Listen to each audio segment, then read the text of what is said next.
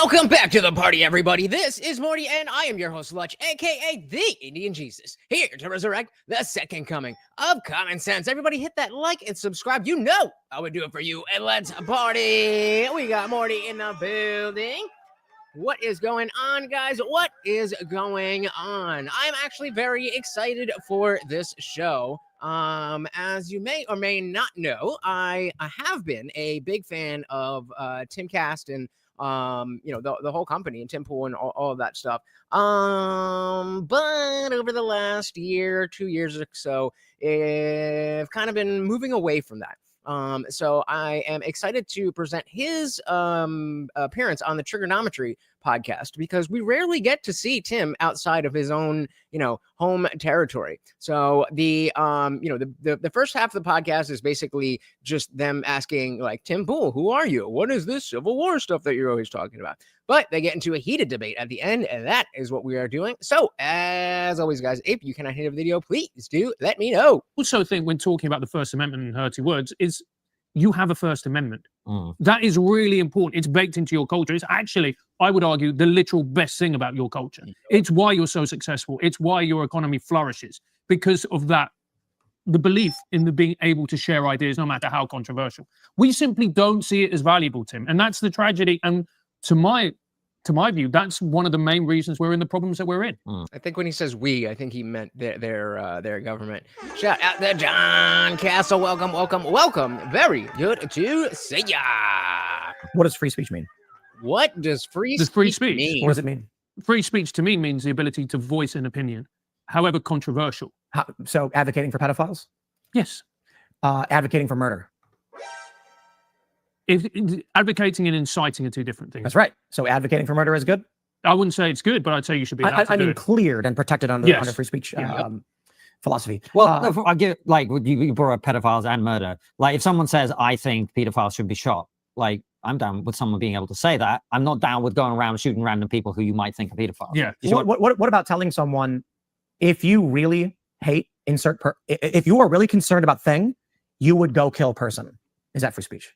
Give me an example that's not. Like, if a popular Twitch streamer said, if you cared about healthcare, you would murder, and then names a prominent U.S. senator.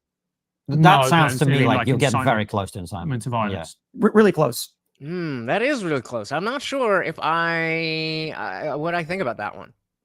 If you cared about X, you would kill this person. I think that gets close, but I know I think that's still covered. So there are free speech absolutists who disagree with you and say speech is speech. And but that's why I've always said I'm not a free speech absolutist for about 53 different reasons. It was Tim's argument with Emma Vigilant from whatever she does, the Majority Report, when she talked about, so you are against parental rights? And it's like, well, hold on.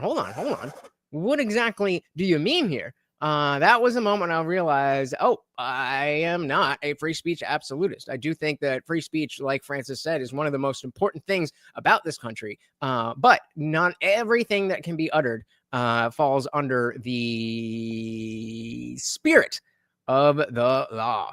Shout out to Bambi. Welcome to the party. So again, I skipped the all this beginning stuff. They're talking about what is civil war, and he talks about his swatting, and is there latent anger increasing in America? Is the left a cult? All that kind of stuff that we've heard a billion times. So getting to the good stuff. But that's why I've always said I'm not a free speech absolutist for about 53 different reasons. I completely agree with you guys. One of them, by the way, and this speaks to the online conversation we were having, is that once you begin to run a platform, you see it with everyone who's ever owned a platform of any kind. You can't have it be completely free, because even that person begins to impose their own values on the thing. And it says, well, this kind of speech is too far. And there will always be something that's too far. Yeah, it applies to everything. So what's your point? You feel the First Amendment is great. Yeah. The First Amendment was smart in that it created I don't know, I would call it a piece of cloth over a river to try and hold the water back. Wade Stotts is a commentator. He's got a bunch of great videos, and one of them, he talked about the Constitution. He says, what is a Constitution? Constitution refers to what constitutes the body politic. So in the UK, you claim to have an unwritten constitution. Actually, most countries have what's called an unwritten constitution. It implies that the people of this nation agree on what is or is not acceptable. In the United States, because you had a bunch of different states of various values, of course, a large piece of land, you had some of the founding fathers being like, no, you better write this down because I don't believe you. Here's the problem. Yeah. Okay. So here's the problem. Like, how is that cloth trying to stop a river? Problem. We don't agree on what free speech is. On the extreme ends of what we would describe as the left, they say hate speech is incitement, should not be protected. In the Yeah, but they're wrong. So yes, we can agree, but there is a correct answer. middle, you have the free speech political absolutists, meaning don't incite crimes or violence, but express your opinions. That's where I'm at. Yeah. And I largely agree, but there are some philosophical challenges. And then you have the free speech absolutists that say words should never be illegal. Telling someone when or how to do something is not an action that you should be at fault for. The problem is, I agree with that sentiment, but practically it doesn't roll out that way. for those of us in the middle, what we're really arguing is that we've determined there's a moral line that should be adhered to, which provides people to communicate, but doesn't provide for crimes.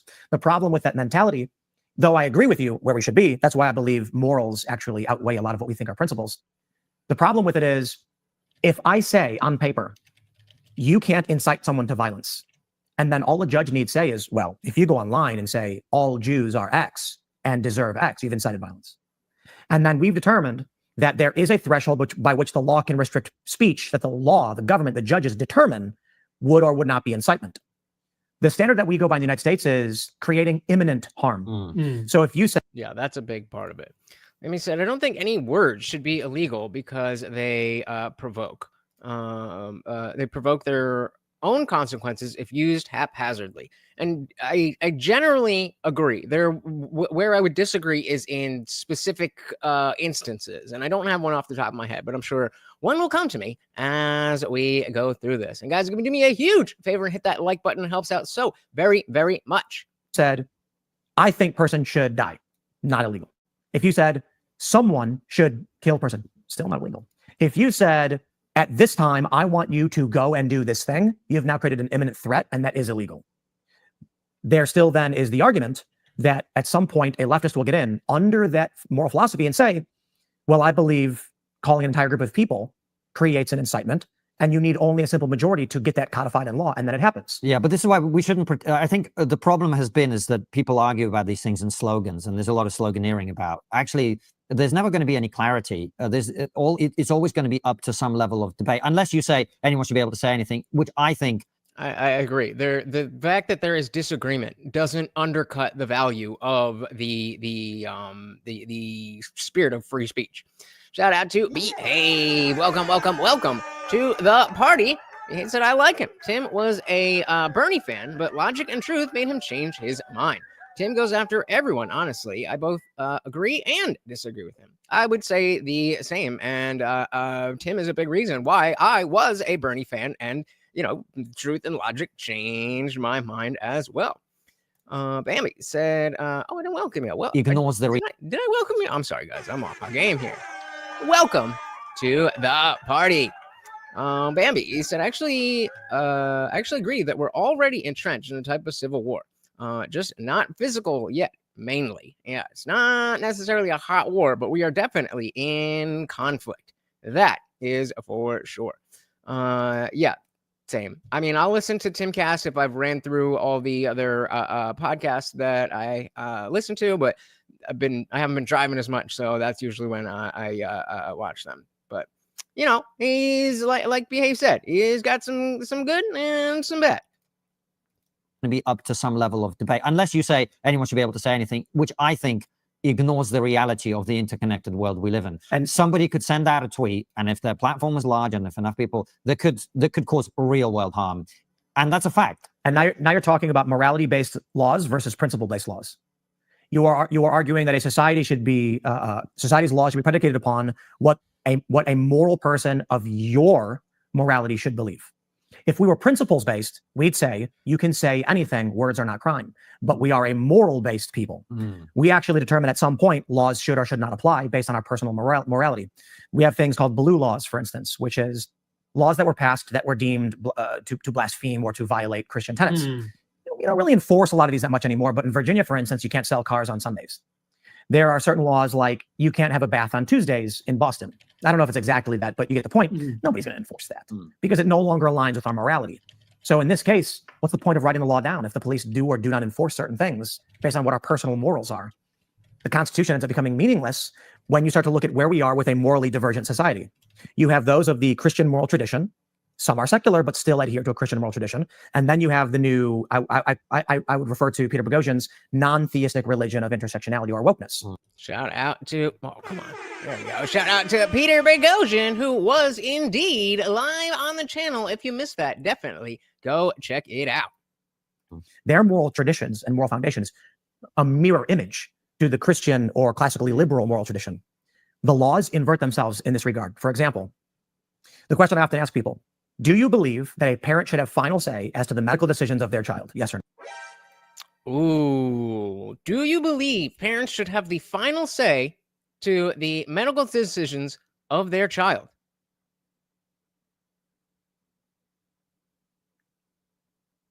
I don't know. Let's make that a poll. Oh, what poll do we got here? We'll come back to this. So let's see what they actually no. I do want to put this up before they start talking because it goes into an area pretty quickly. Should parents have final say on medical decisions for their children?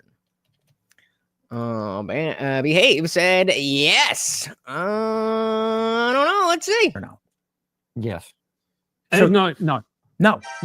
Okay, so For instance, if a child is going to die because they can't receive a blood transfusion and the parent is Jehovah's Witness, and it's a matter of life or death, like, that. The child gets a blood transfusion. I hadn't considered that. So you've now set the precedent, right? Yeah. In court, if a doctor deems life-saving treatment is necessary, the parents must be overruled. It's correct? very easy to get from there to trans. Yeah. I see.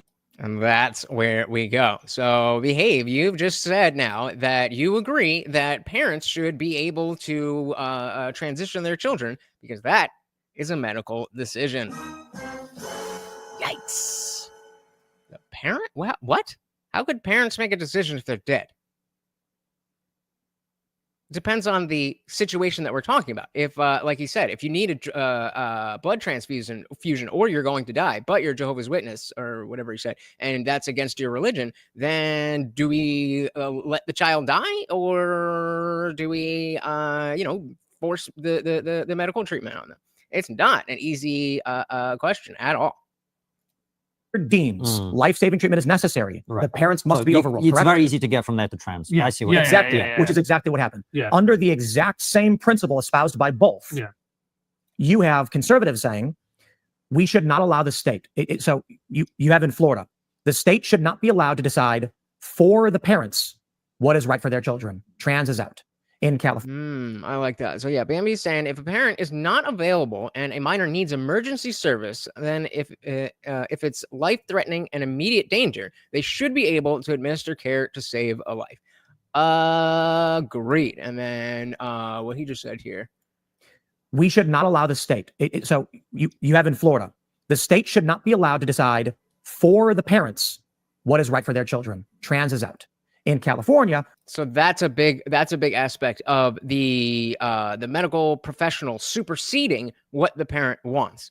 And so if they agree, then there's some wiggle room. But if the parent is saying no, we don't want to do this, but it's accepted that this is mandatory, necessary treatment, then the law would dictate that parents don't matter at all. For the parents, what is right for their children? Trans is out. In California, the life of the child is paramount. The courts must decide. But this also lends itself to another scenario: vaccination and mandated vaccines. So, and abortion, for instance. Well, while we hold down on the likes, guys, we got 2. Appreciate the 2 likes, but can we just get a little taparoo?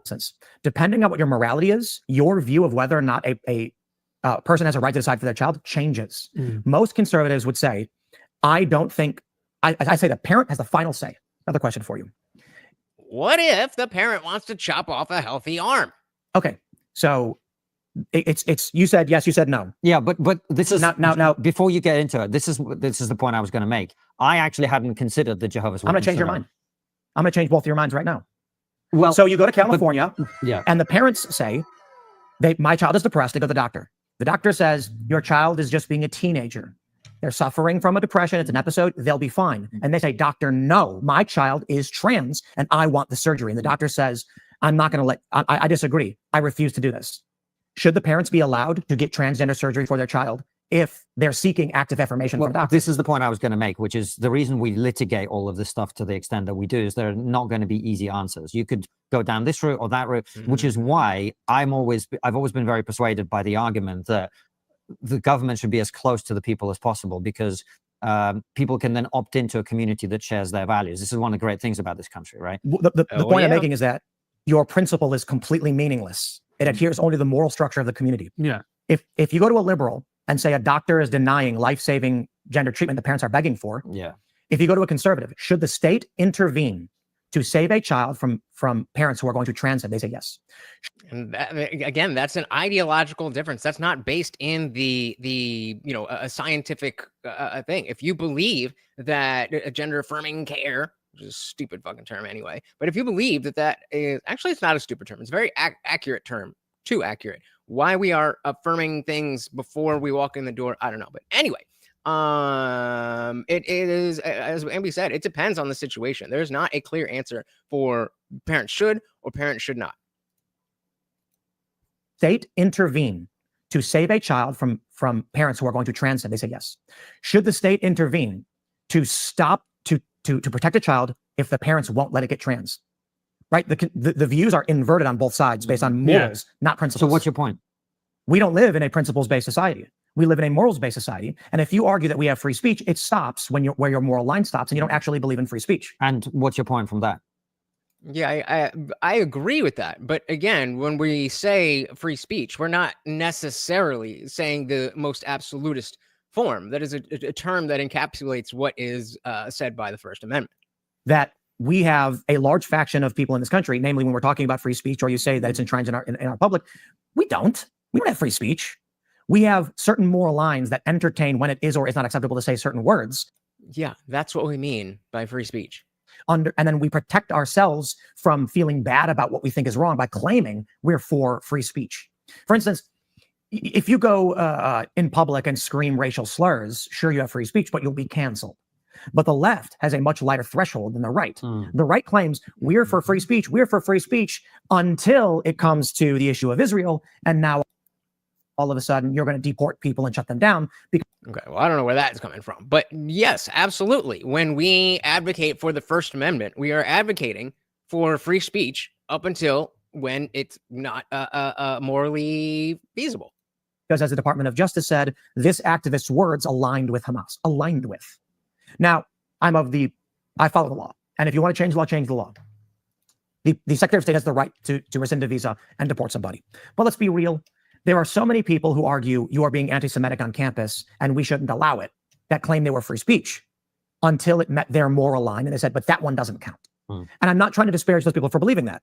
I'm simply pointing out everyone's going to argue my principles direct me. No, your moral community. I don't think it's everyone. Like for me, for example. Well, but either way, as long as a society we can draw that arbitrary line, which and agree to it, then what's the issue?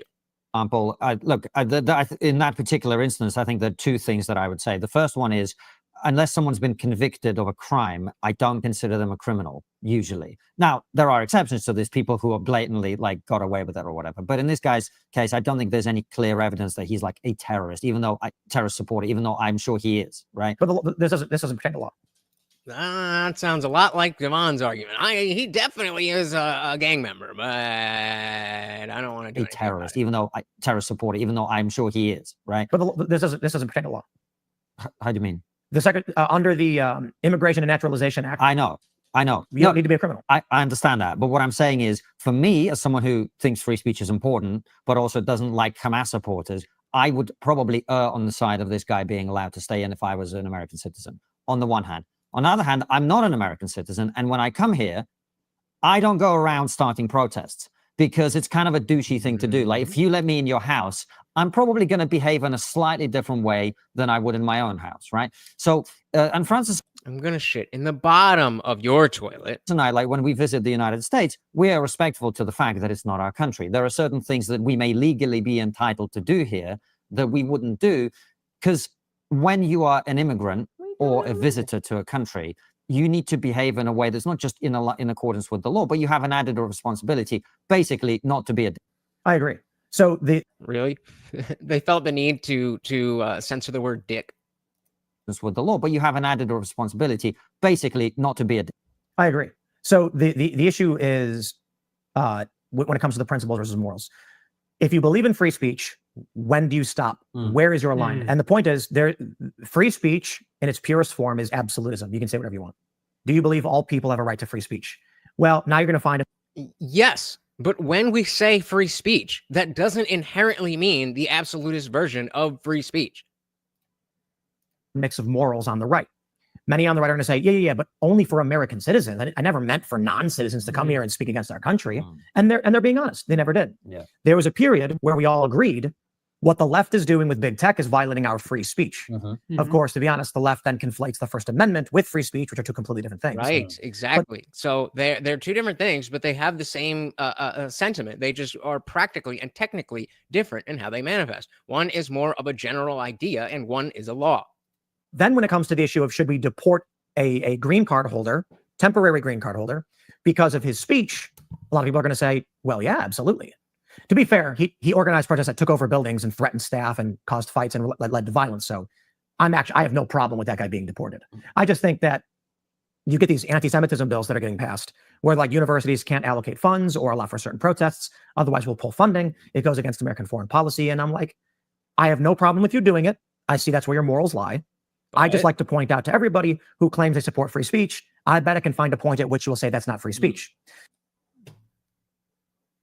And no, I would be very surprised if you went to anybody and you asked them, do you believe in free speech? And they'd say, yeah, absolutely. And so then you think it's okay to incite violence against people? No, of course not. We're talking about as the First Amendment dictates. So for like Myron Gaines, this is like you think you're doing a thing, Tim, but you're not doing a thing. We all agree that this is how free speech works. For instance, said, I'm for free speech. And I said, what about porn? No, porn's not free speech. Okay, well, the woman on the show who was an OnlyFans creator said, absolutely it is. It is my expression. It is my views. And it's age gated and costs money. Why can't I do it? Two different complete moral lines on whether one thing is free speech or not. Shout out to United US. Welcome to the party. Said free speech is dying. Unfortunately true, but that is, perhaps acting as if absolutist free speech is the only free speech might be helping the downfall. Gated and costs money. Why can't I do it? Two different complete moral lines on whether one thing is free speech or not. So I bring this up because where we are right now in this country, you have Donald Trump trying to engage in actions which are largely popular, maybe depending on, it's tough. He's for the first time in 20 years, the country is on the right track to the highest degree. I mean, single polls don't mean much to me, but we're seeing some form of this, despite the fact that people kind of don't approve of Donald Trump. His aggregate approval rating is in the margin of error, which is really good for him, by the way. But a lot of what he does is popular. You have people now arguing when we should or should not obey judges. On the left, the liberal is a colloquial term in the United States for the left faction. Doesn't really mean liberal. They just agree when it helps and not when it doesn't. Shout out to what is going on with my buttons here? There we go. Welcome to the party. Good to see you as always. Welcome. Left. The liberal is a colloquial term in the United States for the left faction. Doesn't really mean liberal. They are willing to imprison lawyers. They are willing to cheer for violence, engage in violence. They have, in many instances, more than the right, murdered people. And that's in line with their morality. When it now comes to Trump and the right having power to use, Republicans are often mocked for refusing to use it. We could expel Democrats from Congress right now. Al Green, for not only was he to be censured for interrupting the not so State of the Union, but when he was being censured, he, along with many other Democrats, blocked the proceedings and obstructed it, and Johnson simply adjourned. Should we not use power to the degree that they have used? But it's against our principles. Is it? Our moral world is being crushed by these people. Do we decide today we will defend our moral worldview and traditions by any means necessary? Or will we keep saying that we afford our enemies special privileges they do not afford us? My view is that I'll say Yes, thank you very, very much for the likes, guys. Very much appreciated. And oh my goodness, shout out to you, United Unwanted Foe. Welcome, welcome, welcome to the party. Of course, every donation comes with a treat for Morty. Thank you, thank you, thank you so very, very much. And of course, guys, that not only adds a super chat to our 1 out of 15, but $10 to our $50 total to do 10 push-ups. You guys gotta bulk me up. Unwanted Foe, thank you so very, very much. And of course, that makes you the new sponsor of the stream. Thank you, thank you, thank you so very, very much, sir. our enemies special privileges they do not afford us.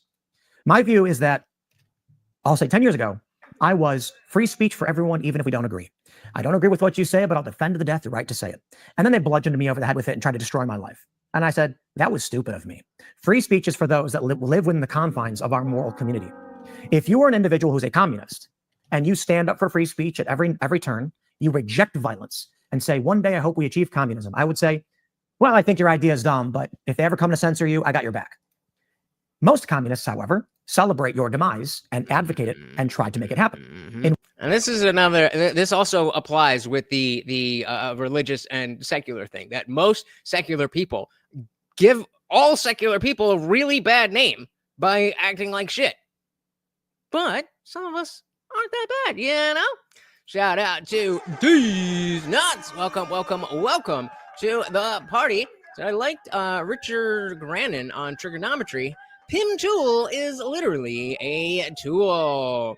I was saying I used to be a very big fan. I don't have any beef with him, but I've just, I think I've kind of grown away from him a little bit. But welcome, welcome, welcome to the party.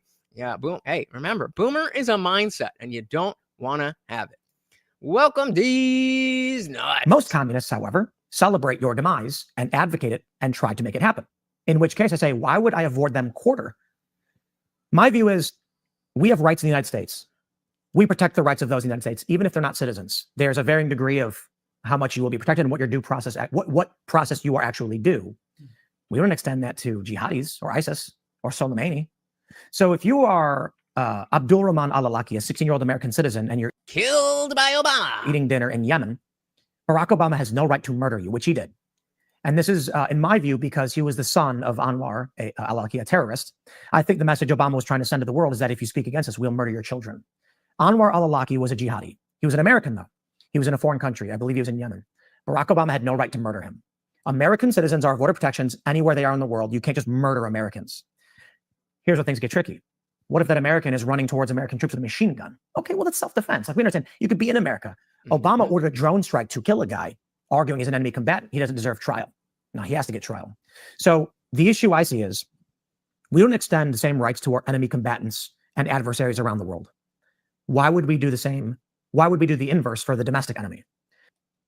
Hard to argue with that. Hard to argue with that. I hate to say the word enemy, but when you have far leftists firebombing vehicles and smashing them up and destroying things, why would I defend their protests, defend their free speech, or defend their moral worldview when they don't do it to me? Because this is one of the few things that, I don't necessarily fully agree. That I do think that, having principles includes probably what Konstantin's about to say, that, that's what makes you better than them or something along those lines. But there is a practical limit. There's a practical limit, and I think it's been reached over the last 10 years, for sure.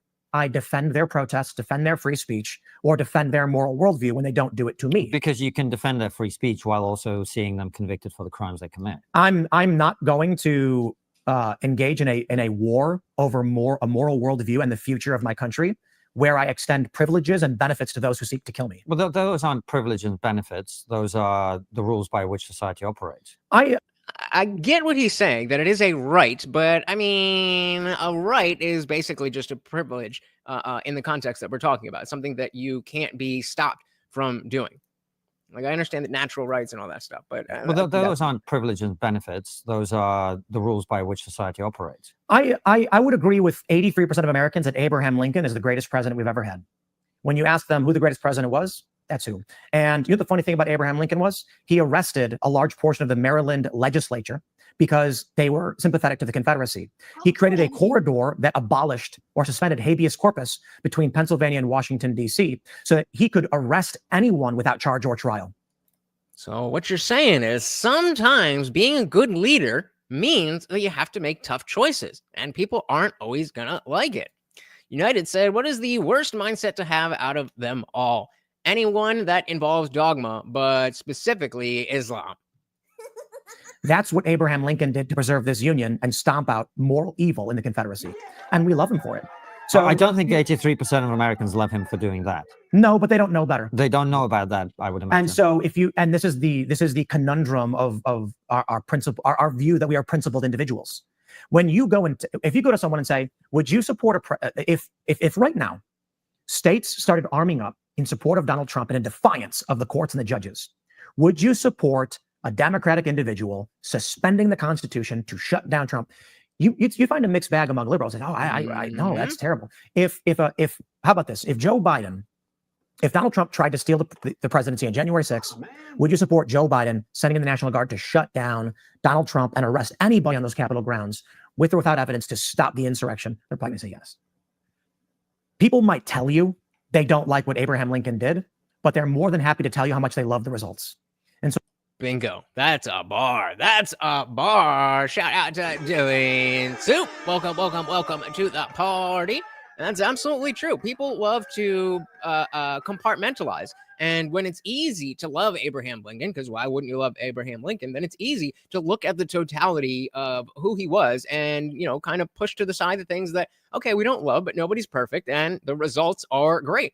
I don't see how it is any different conceptually, not in the practical matters, but I don't see how it's any different with Trump. Amanda said, if you try to please everyone, you will please no one. Yup. Well said. Let's hear that again. With or without evidence to stop the insurrection, they're probably going to say yes. People might tell you they don't like what Abraham Lincoln did, but they're more than happy to tell you how much they love the results.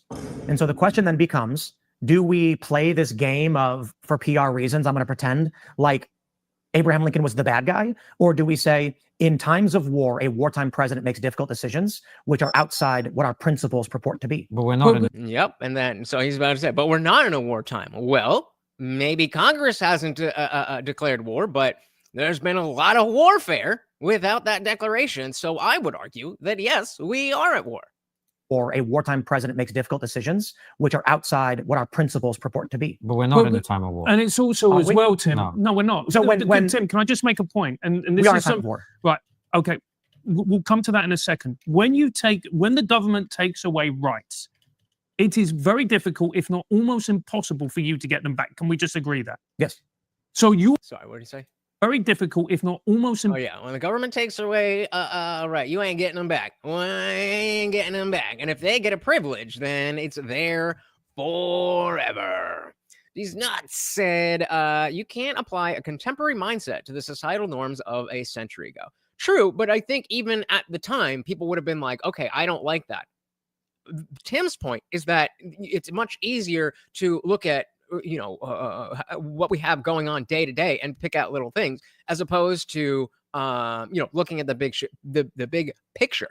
And so even if people of Lincoln's day weren't happy with what he was doing, history still remembers him as great because of what he accomplished. Shout out to the Viewerski. Welcome to the party. Yeah, we are definitely spending like there's a war or two or three. So, yeah. Yep. When the government takes away rights, it is very difficult, if not almost impossible, for you to get them back. Can we just agree that? Yes.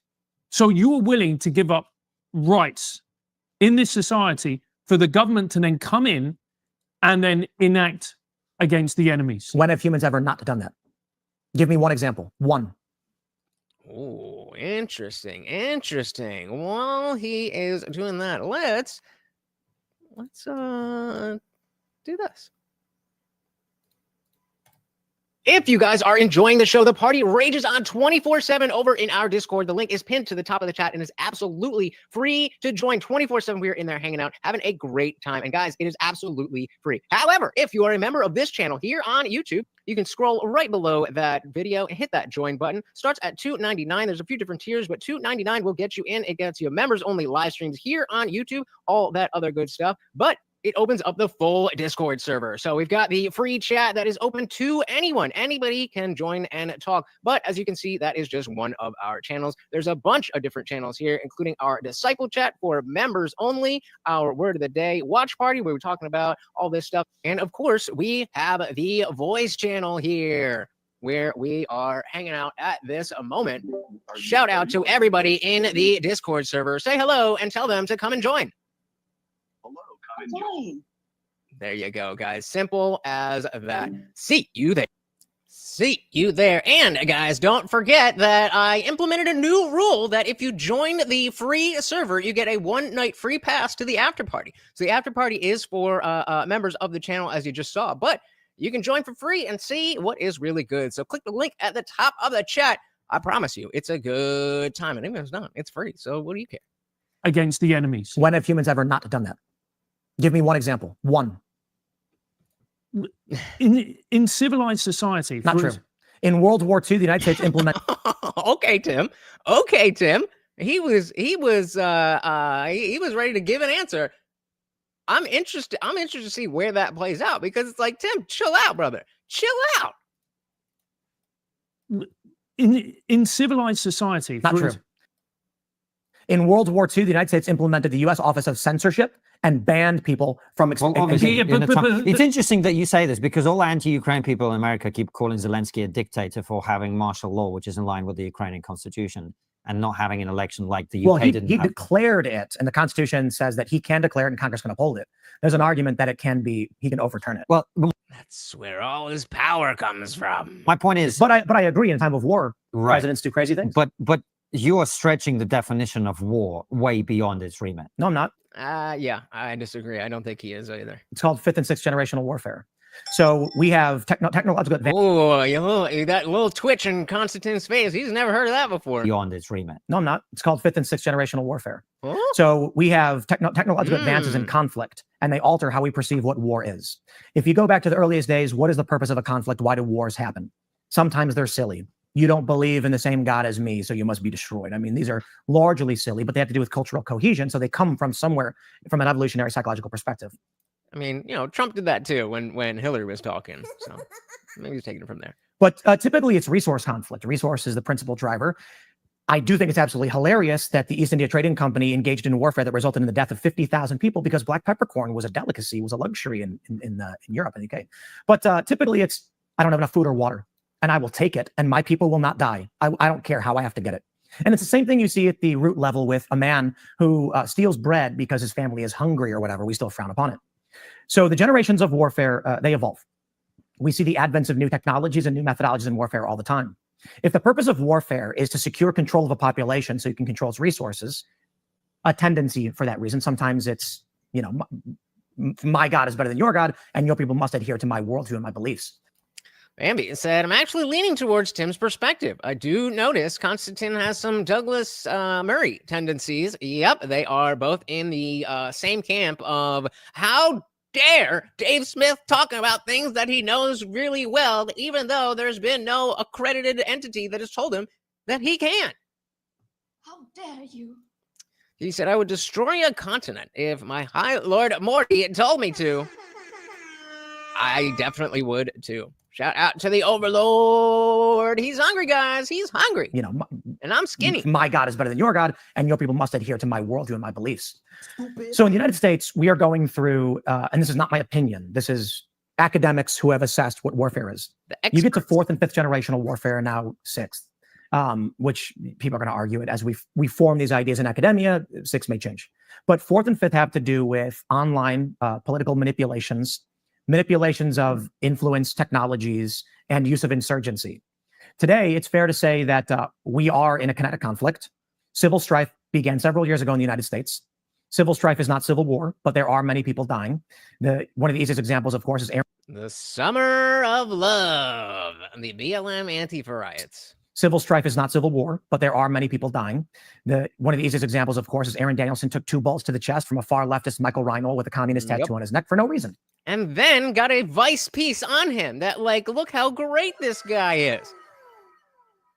Yeah, and see that's the Douglas Murrays of the world don't understand that those of us who are against this this elitist gatekeeping, it's not like we don't understand that some people know more things than other people. We're just not looking at titles to determine that. We're actually listening to ideas. So yeah, academics can be right a lot, just not always. And now we have the swattings of conservatives and the firebombings of Tesla facilities for the specific goal of destroying a company for political reasons, for which now Tesla stock has gone down. Partially, it's not the only reason. And we've seen by the dip Tesla evicted from the Vancouver Auto Show out of fear of terror attacks. This is war. Now, it may not be full-blown hot kinetic conflict, but when you have the arrest of Donald Trump's lawyers, we are dealing with administrative warfare, which is a degree of administrative conflict, which we don't see in previous times based on communications technologies. See, this is a very small criticism of this moment, but if you know Tim that well, I hope you'll understand where I'm coming from. So when he brought up this idea of civil strife, and we saw in Konstantin's face that he's not familiar with the 5th and 6th generational warfare, that would have been a good time to stop and let them respond. You've recited all this stuff a million bajillion times. You could say this, if you woke up at 4 a.m. and somebody was like, why are we in civil strife? You could rattle this off, no problem. But Tim just likes to go and go and go and go and go. And that is, if you look at the Culture War podcast episodes where it's supposed to be him as a moderator and then 2 people debating, he very rarely stays out of it. I mean, I don't disagree with what he's saying. It's just I'd love to hear what the other people have to say about it. Of conflict, which we don't see in previous times based on communications technologies. If you go back several hundred years, how do I secure control of the population? I occupy their street corners with weapons, and my weapons are better than yours. You've got clubs, I've got pointy sticks with metal on them. Eventually, we have airstrikes, air raids, howitzers, nuclear artillery, and machine guns. I send my guys to your country. They stand in the street corner. You do as you're told. The people are mad about it. They might fight back. Today, it's actually really easy. I will flood your community with information that terrifies you as to what is true and what is not, so you are occupied. Notably, we saw the use of sock puppets in the Arab Spring, largely in Libya, where, based on a report from Project PM, the United States Air Force was purchasing from private security contractors sock puppet social media accounts. One individual would operate 50 fake social media accounts to create the public perception that the overthrowing of Gaddafi was the right thing to do. The Americans then supported airstrikes and the collapse of the Libyan government, which I think is largely a horrifying thing. Not that I much care for Libya, but now you have the North African slave trade reigniting and militias blowing each other up. Why did Americans support it?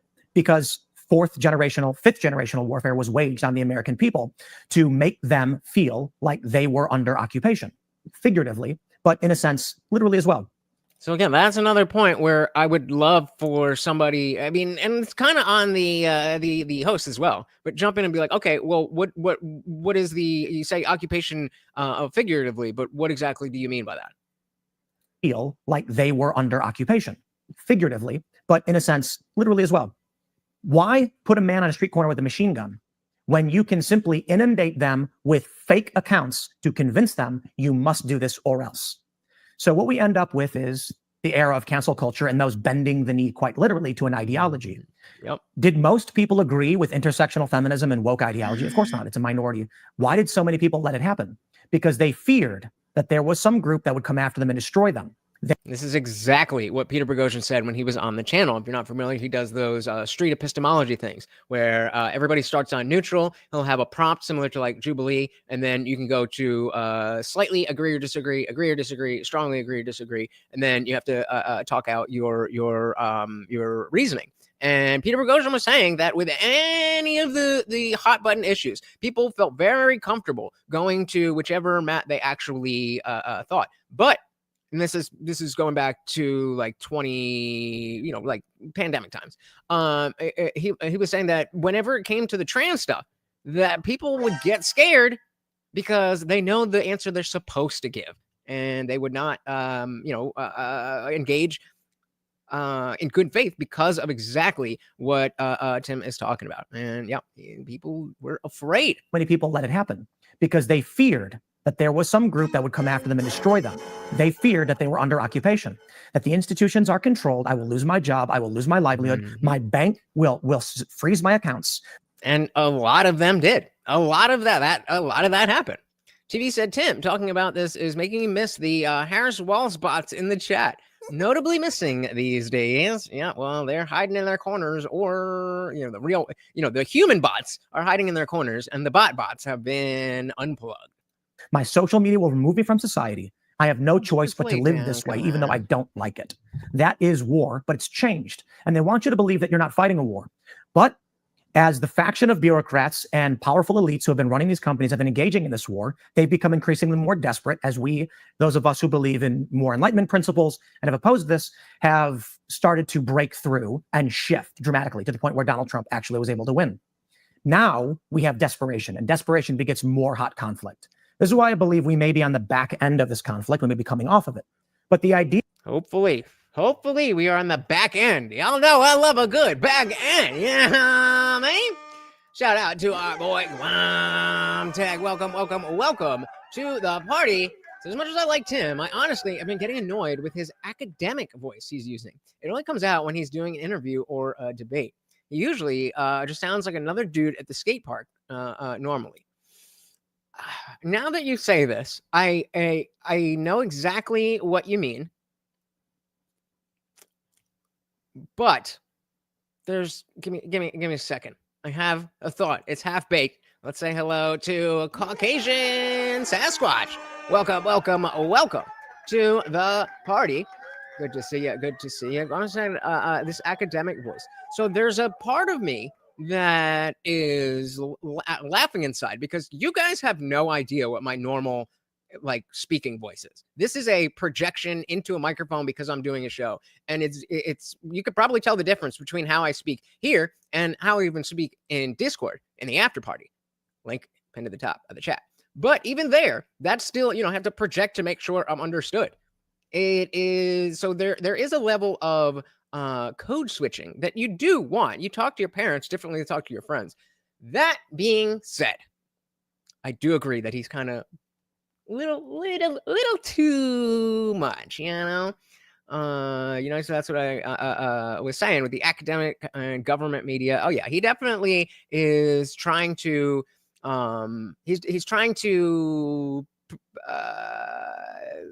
appear as something that he wants to be. And so I can dislike it, but I can also respect the, fake it till you make it, be, that whole thing. So I agree, but it doesn't bother me as much as you're saying. But I hear you.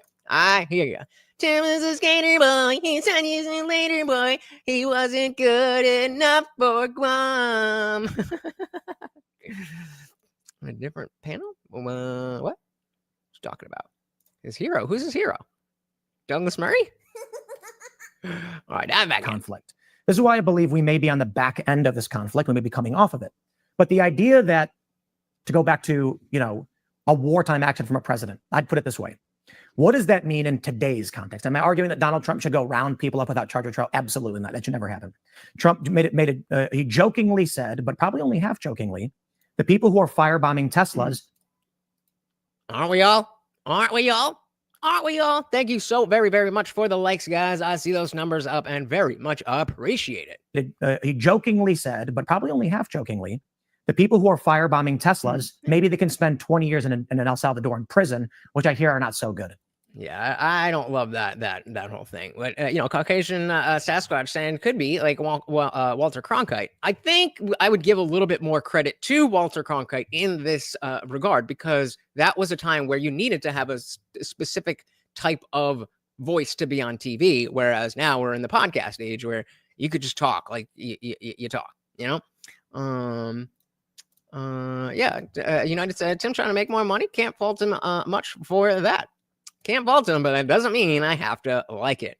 Yeah, he doesn't have the epic voice. He can try. Bombing Teslas, maybe they can spend 20 years in El Salvador in prison, which I hear are not so good. Mr. President, I do not appreciate you entertaining violating the 8th Amendment. American citizens who commit crimes go to American jails, and they should be treated with dignity and respect, even if we despise them. So I don't appreciate those jokes. And if Unless they rape it comes to that, and he actually tries sending American citizens to El Salvador, or trans kids. I will be opposed in every form that I can. And it's going to be interesting if it gets to that degree. Agreed. Right there. Completely. Exactly. I think that even the deportations to the El Salvadorian prison is, like, obviously, if you deserve to be there, then you deserve to be there. Sure. But, using it as a scare tactic, I don't love it. I don't love it. Opposed in every form that I can. And it's going to be interesting if it gets to that degree. That being said, what it comes to an actual wartime president in Trump is when Trump issues a legal order, executive order, saying, we will not have these people in our military. I'm the commander in chief. He's allowed to do it. If a judge tries to stop him in this administrative conflict, Donald Trump, I believe, is obligated to say, I have heard the ruling from the court. Now try and enforce it, which is a play on Andrew Jackson's famous quote when the Supreme Court ruled against him. In the conflict we are in, was this guy wasn't the Supreme Court. No. There's a whole legal process yet to go through, which is part of the American process. Now, I appreciate what you're saying, but it just sounds to me like you're redefining wars to give yourself more power, which is what I kind of agree with Konstantin in the fact that a war is a specific thing, and Tim is stretching that definition. I just don't think it is unjustly using the term. Sounds to me like you're redefining wars to give yourself more power, which is what every dictator has always done in history, which is the experts did. You love the experts, right, Konstantin? You're not an expert, right? So you can't disagree with somebody quoting an expert. To say the situation's so bad, I need extra power. Is Abraham to deal Lincoln with a it. dictator? Well, look. Yes or no? We are not in a war situation. Is Abraham Lincoln a dictator? We are not in a war situation. Yeah, was Abraham Lincoln a dictator? We are not in a war situation. Yikes. I'm okay. You are right. I'll just say you're right. Okay, now is Abraham Lincoln a dictator? So look, yes or no? Tim, the theoretical example. Oh, Ethan. This is the same tactic we saw from the woke left yesterday. But is Abraham Lincoln a dictator? So look, yes or no? Tim, the theoretical examples you give. It's not a theoretic, it's American history. Fine, but yeah, exactly. I want to pose what kind of war. There's so many types of war. We are absolutely involved in proxy wars right now, at the very least. At the very least. I mean, I think what Konstantin is trying to get at is that, specifically with the immigration stuff and the thing they were talking about with, I don't know the exact case, but they were talking about a student who was talking anti-Ukraine or anti-Israel. I don't remember. And there was an issue with his visa status. I think that is more specific to what Konstantin is talking about. But even if you are making that argument, then okay, there's an argument there to be had. But you can't say we're in no type of war. That just isn't true. TV said Trump laid a wreath at Andrew Jackson's grave the day after he was elected to his first term. That sent a message to me. What message would that be? Tim, the theoretical examples you give. It's not a theoretic, it's American history. Fine, but it's not related to the current moment, which is what we're talking about. Disagree. So in the so context you are saying of... let me just lay out the argument that you made. If I represent it incorrectly, you tell me. The core of your argument that you're making, right, is that because we are in a 4th, 5th, 6th generational warfare situation, a different set of rules ought to apply. It's a wartime, therefore, just like you can apply martial law, just like you can suspend this or that or whatever, right? And the point, maybe not just like, but yes, extreme circumstances call for extreme measures. Point I'm making to you is this is the argument that every dictator in history has made. Now, I don't know American history as well as you, and maybe the point that you make. You know what? I completely forgot that I wanted to do a whole series where we go and really do a deep dive on each president. So maybe we'll start that on Friday. Maybe we will start that on Friday. Let me know if that is something you'd be into. I don't know American history as well as you, and maybe the point that you make about Abraham Lincoln is relevant in some way. But what I'm saying to you is something completely different, which is we're not in a war. Okay, so let me ask you a question. Yeah. Was Abraham Lincoln a dictator? Yes. I don't know. If a leader... Got him! that was a perfect use of what I call the destiny tactic. But I think Tim executed a little bit better, because usually Destiny will be a little dick and be like, "Okay, well, you just say what you're saying, and I'll ask the question again when you're done." And maybe it is earned, maybe it is not, but it is a good tactic. Have you been? Caucasian Sasquatch said I'm down. Let's go. Let's go. Friday, 8 p.m. Eastern, George Washington. Let's do it. We're not in a war. Okay, so let me ask you a question. Yeah. Was Abraham Lincoln a dictator? Yes or no? I don't know. You don't. Why couldn't you have just said that before? If a leader suspended the right to due process for all peoples, is that a dictatorial move? It depends on the context. So, like right now, Trump said, aha! That is the argument that Tim is making.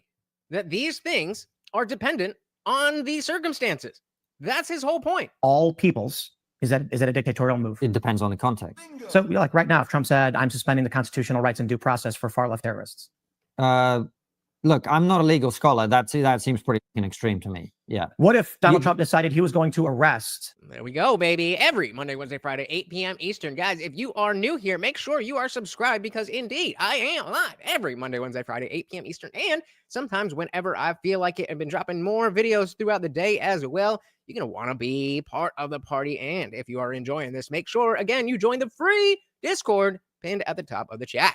Well, scholar, that seems pretty extreme to me. Yeah. What if Donald Trump decided he was going to arrest the half of the Washington state body because they were voting in favor of groups that were attacking Tesla facilities? What does that mean, voting in favor of? So, Yeah, I was going to say exactly the same thing. let's say in their state body, someone proposes a bill that they will not arrest nor provide any assistance to any individual in their state who's caught firebombing Tesla facilities. Let's back that up. State body. Okay, so the state body. Someone proposes a bill that they will not So the bill says they will not arrest. nor provide any assistance to any individual, Wait, arrest or provide any assistance? So this would be not.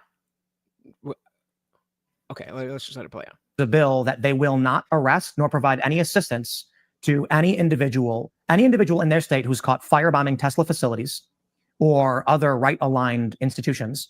The state will not enforce the law against them, nor will they aid federal law enforcement. Yeah, I wasn't sure if he was trying to do like not on both sides, but say they won't help and they won't hurt. Okay, I need to go hear that one more time now that I understand what he is saying, and he's been doing pretty well drawing the lines with Lincoln.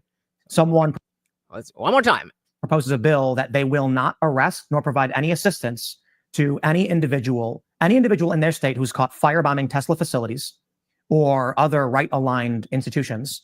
The state will not enforce the law against them, nor will they aid federal law enforcement. Yeah, I don't know what the answer to that question is legally, but my point to you is... So like, this is the... Well, he's not asking you legally. He's asking you personally. How do you feel about that? I would obviously say no, because firebombing a Tesla dealership is a violent crime. So you absolutely should be arrested for that. I don't know if I can think of a bill like this that says we will not arrest or aid. I can't think of anything that would apply for. Can you guys think of anything where anything like that? That the bill says anybody who does X crime, we will neither arrest them nor help them. United said, in a wartime scenario to protect citizens, I support the suspension of due process for anyone who entered illegally or under the asylum loophole. I said, shit. Me too. Sasquatch says, once Prometheus is invited, it's a crime. Not really sure what that means. Yeah, I don't know what the answer to that question is legally, but my point to you is... So like, this is the problem. If you don't know and you have no thoughts on the matter, then I don't know what we're arguing. You can simply say, Tim may be right. I don't know. No, that's not what I'm saying. I'm taking the argument that you're making and interrogating it as I do with every other guest. So so what I'm saying to you is, you've made the claim that we're in a war in order to be able to justify suspending the rules applying equally to everybody. That's correct. And you can see here how difficult it is for Tim not to be in the driver's seat. And I definitely relate to that because, I'm doing, my own show. I'm the one that's talking. I decide when to stop the video, all that stuff. I decide what chats to pull up, all that stuff. And then like go on Raging Tomato or something. And I'm just like, oh, what's going on? In the war in order to be able to justify suspending the rules applying equally to Not even that silent. everybody. That's basically what you've done, right? So when I it's look commensurate outside to the conflict. when I look outside, I don't see a war that justifies that. When you look at Privilege is invisible to those that have it. Did he really just say that? I can't look outside in the UK and see a war. Therefore, no war. Okay. to the conflict. When I look outside, I don't see a war that justifies that. When you look outside in a largely liberal jurisdiction where everyone agrees with each other, you don't see anything justifying. No. We've traveled around the United States plenty. And I have never seen anything that justifies instituting martial law in this country. Exactly. Exactly. So this brings us back to the concept of wokeness. It is not left or right. It is a mentality. It is a mechanism by which you use to arrive at positions. And I have never seen anything that Thank you, brother. justifies instituting martial law in this country. No. firebombing of Tesla facilities, the shooting them up, the murder and killing of people for That political should be purposes. The summer of love. dealt with Yeah. through the criminal justice system. So first, you It should have, but it wasn't. That's why we're should be here. dealt with Yeah. through the criminal justice system. so first, So yeah, if I'm Tim here, and I would be like, yes, I completely agree. But when that fails, then what? Then what? that political should be purposes. dealt with Yeah. through the criminal justice system. So first, you are incorrect. I'm not arguing that the conflict we're in right now warrants anything close to what Abraham Lincoln did, okay. Well, you kept bringing him up. That's why I made that assumption. because I'm trying to understand what your philosophical and moral view is of a president who does such things at a time. And what I'm saying to you is you can't compare a context And I'm not.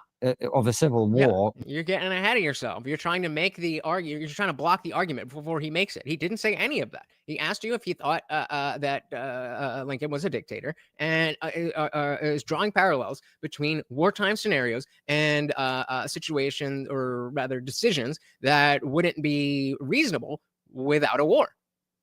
They don't have to be the same thing. It's the same principle. And what I'm saying to you is you can't compare a And context I'm not. of a civil war with. I'm asking you right now, yeah. based on the American Civil War and what was going on, was Abraham Lincoln a dictator for suspending habeas corpus and arresting politicians? Which is Really quick, let's give a dilly dilly to Raging Tomato.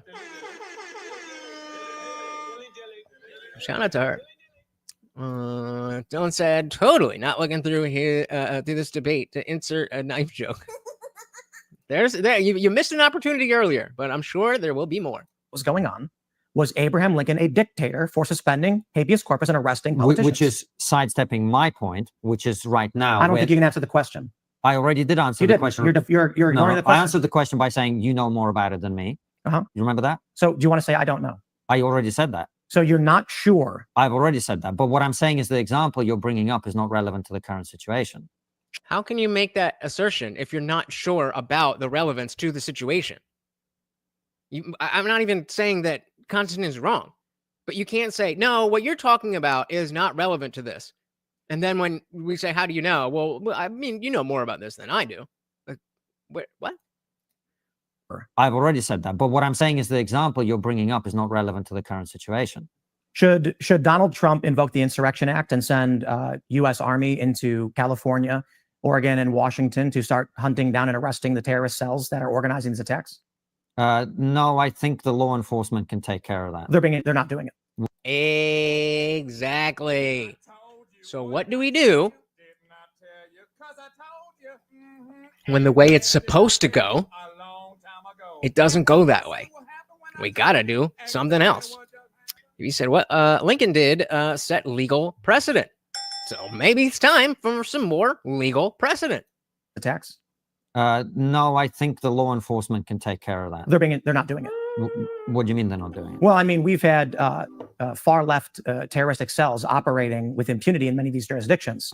So let's take a look at the Chaz Chop, for instance. Yeah. I mean, we know those people are. Summer of love, Should Trump go and arrest them? baby. Statute of limitations not expired on those. Yeah, I crimes. don't know how the American legal system works enough to answer that question, but should those people be arrested? Then why are you arguing that it shouldn't be this way or that way within the legal system? You should just be saying, that's interesting. I don't know enough about this. I have to go read more.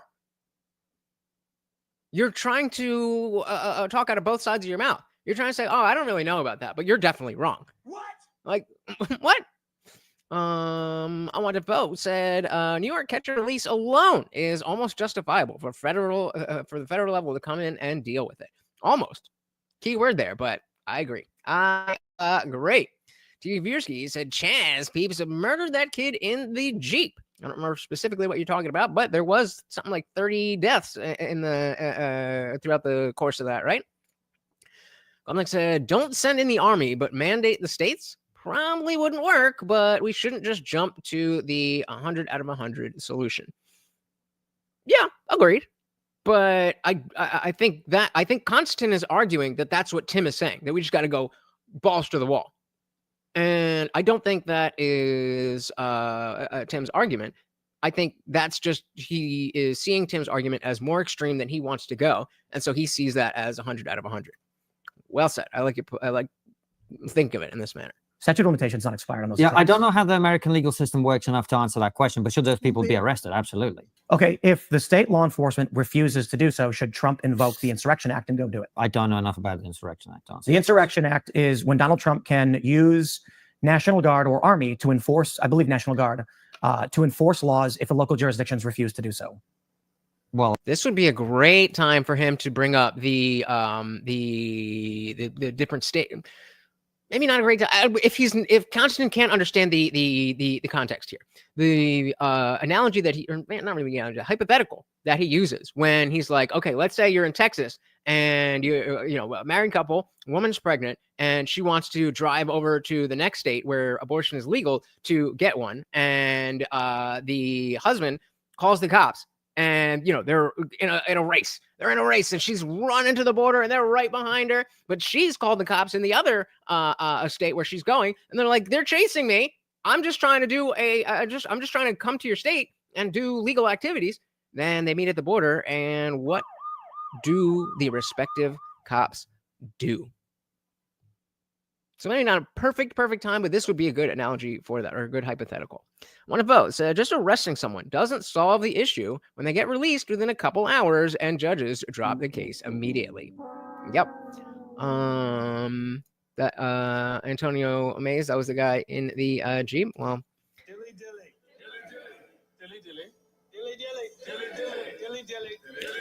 dilly. I mean, what were you doing in the chop? But still, I believe National Guard to enforce laws if the local jurisdictions refuse to do so.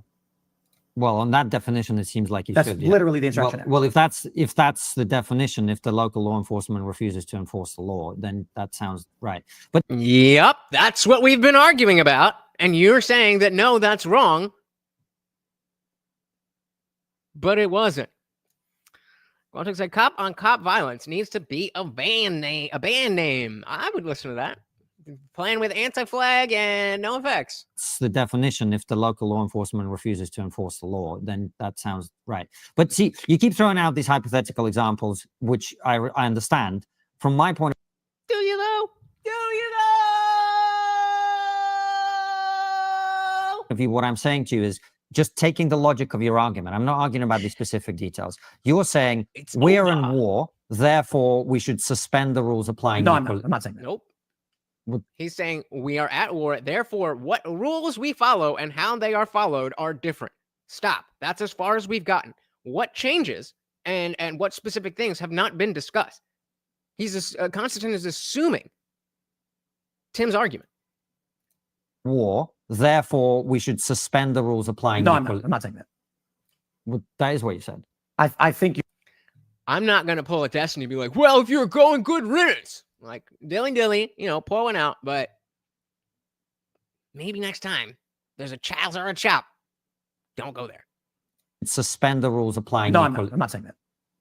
Well, that is what you said. I think you're misunderstanding what Perhaps you're that's what I heard, misunderstanding wartime, and you're believing that wartime means men are on a battlefield shooting at each other. Okay. And I think Gontek, this 100 out of 100 is a great way to think about this, because Tim, maybe thinks that he's talking about, okay, usually, we want to be balanced at 50, right? A good balance is whatever. 50 is the perfect level of freedom, but also law and order, just for the sake of argument. Then he is making the argument that during wartime, we can go over 50% or 50 out of 100. And Konstantin's saying, well, you don't have to go 100 out of 100. And I was like, I didn't say we go 100 out of 100. I just said we could do more than 50. Well said, sir. Wartime, and you're believing that wartime means men are on a battlefield shooting at each other. Okay, but that's exactly what I'm saying. You're saying wartime means people are spreading propaganda on social media. Therefore, if whoever I like is in charge, they've got to be able to act in a way that currently isn't compliant with the law. Nope. Again, you're adding on that last part. And maybe that is what Tim thinks, but you can't assert that before he says it, because you don't want people to who do think like that to hear someone maybe say it. You have to let it be said and then refute it. Montevo said, Konstantin's view of war is completely something you would see in Hollywood, not based in real life. Agreed. The elitist academics, aka the woke. No, I'm just kidding. Being an elitist and being an academic doesn't make you woke. There's gonna be a big overlap, but if whoever I like is in charge, they've got to be able to act in a way that currently isn't compliant with the law. So, and I'm saying every to you, civilization I don't ever, think people spreading propaganda on social media. I believe that your country is conquered, and it's because of your moral philosophies and ideologies. Bingo. They are weak and they allow to be destroyed. Bingo. What do you mean by Bingo. conquered? Yeah. Well, I mean, what do you mean? The fact that you don't even know what he means. The fact that you don't, there's so many Muslims in the UK. I am speechless that he just, that went over his head. philosophies and ideologies, they are weak and they allow to be destroyed. What do you mean by conquered? Yeah. Well, I mean, you've got a large influx of non-citizens with psychotic, violent beliefs that are chopping people's heads off in the street. You're not allowed to talk about it, and without going to jail. You've got gangs that have been operating for decades. I look at the UK, and it's like you've got a political body threatening to extradite American citizens for us expressing our opinions on our own country. You can't have screwdrivers in public. The things that your country has done to its citizenry is shockingly insane to an American. I mean, hey, if somebody's looking for a knife joke, now's the time. Screwdrivers in public. The things that your country has done to its citizenry is shockingly insane to an American. And it's absurd that you have such a massive influx of a disparate ideology coming into your country and imposing its will on you, and you do nothing about it. And in fact, your government largely protects, supports, and votes for it. Yep. If you know the answer, put it in the chat. The #1 name in England, multiple years in a row. Obviously not you, Guam Tech. I'm assuming you know it. If you know what that name is, don't look it up. Take a guess. Take a guess, and you'll probably be right. Unwanted Bo said, made the knife jokes years ago, yet they made it come true. Yep. I for real lost it on that. Oh, and then what do you mean? What do you mean? What do you mean? Have you been? And you do nothing about it. Let's one more. I mean, it was so good. This was. I like is in charge. They've got to be able to act in a way that currently isn't compliant with the law. So, and I'm saying to you, I don't think ever, people spreading propaganda on social media. I believe that your country is conquered, and it's because of your moral philosophies and ideologies. They are weak and they allow to be destroyed. What do you mean by conquered? Yeah. Well, what do you mean by conquered? What could you possibly mean? I'm not familiar with this quote, but Jennifer Lawrence is a good reference. Have you ever been conquered? Yes, indeed. Philosophies and ideologies, they are weak and they allow to be destroyed. What do you mean by conquered? Yeah. Well, I mean, you've got a large influx of non-citizens with psychotic, violent beliefs that are chopping people's heads off in the street. You're not allowed to talk about it, and without going to jail. You've got gangs that have been operating for decades. I look at the UK, and it's like you've got a political body threatening to extradite American citizens for us expressing our opinions on our own country. You can't have screwdrivers in public. The things that your country has done to its citizenry is shockingly insane to an American. And it's absurd that you have such a massive influx of a disparate ideology coming into your country and imposing its will on you, and you do nothing about it. And in fact, your government largely protects, supports, and votes for it. Yep, and going to say, I think I remember hearing that knives are on their way to bring to being banned in England. Oh man, won't someone think of the fish and chips? What is the logic? What is the logic? You can, I mean, we're already in the age of ghost guns and 3D printed guns and you know, what was the thing that Hassan posted, that DIY thing? So when you're all, and that's us. So there, we're just talking about sharp pieces of metal.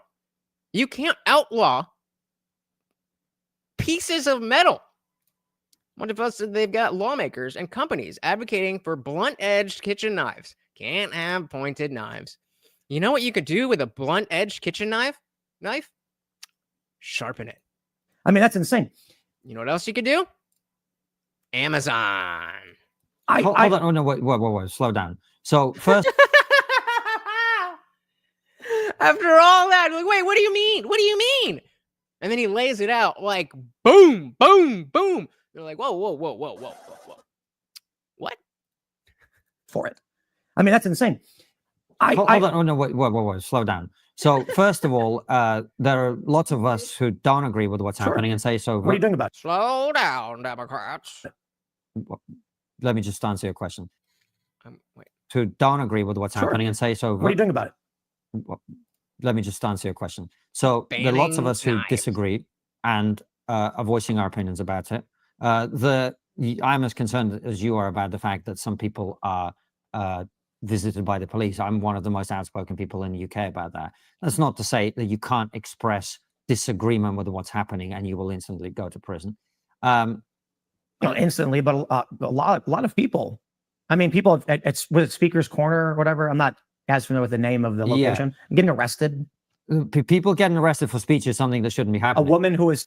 But it is. That's the point.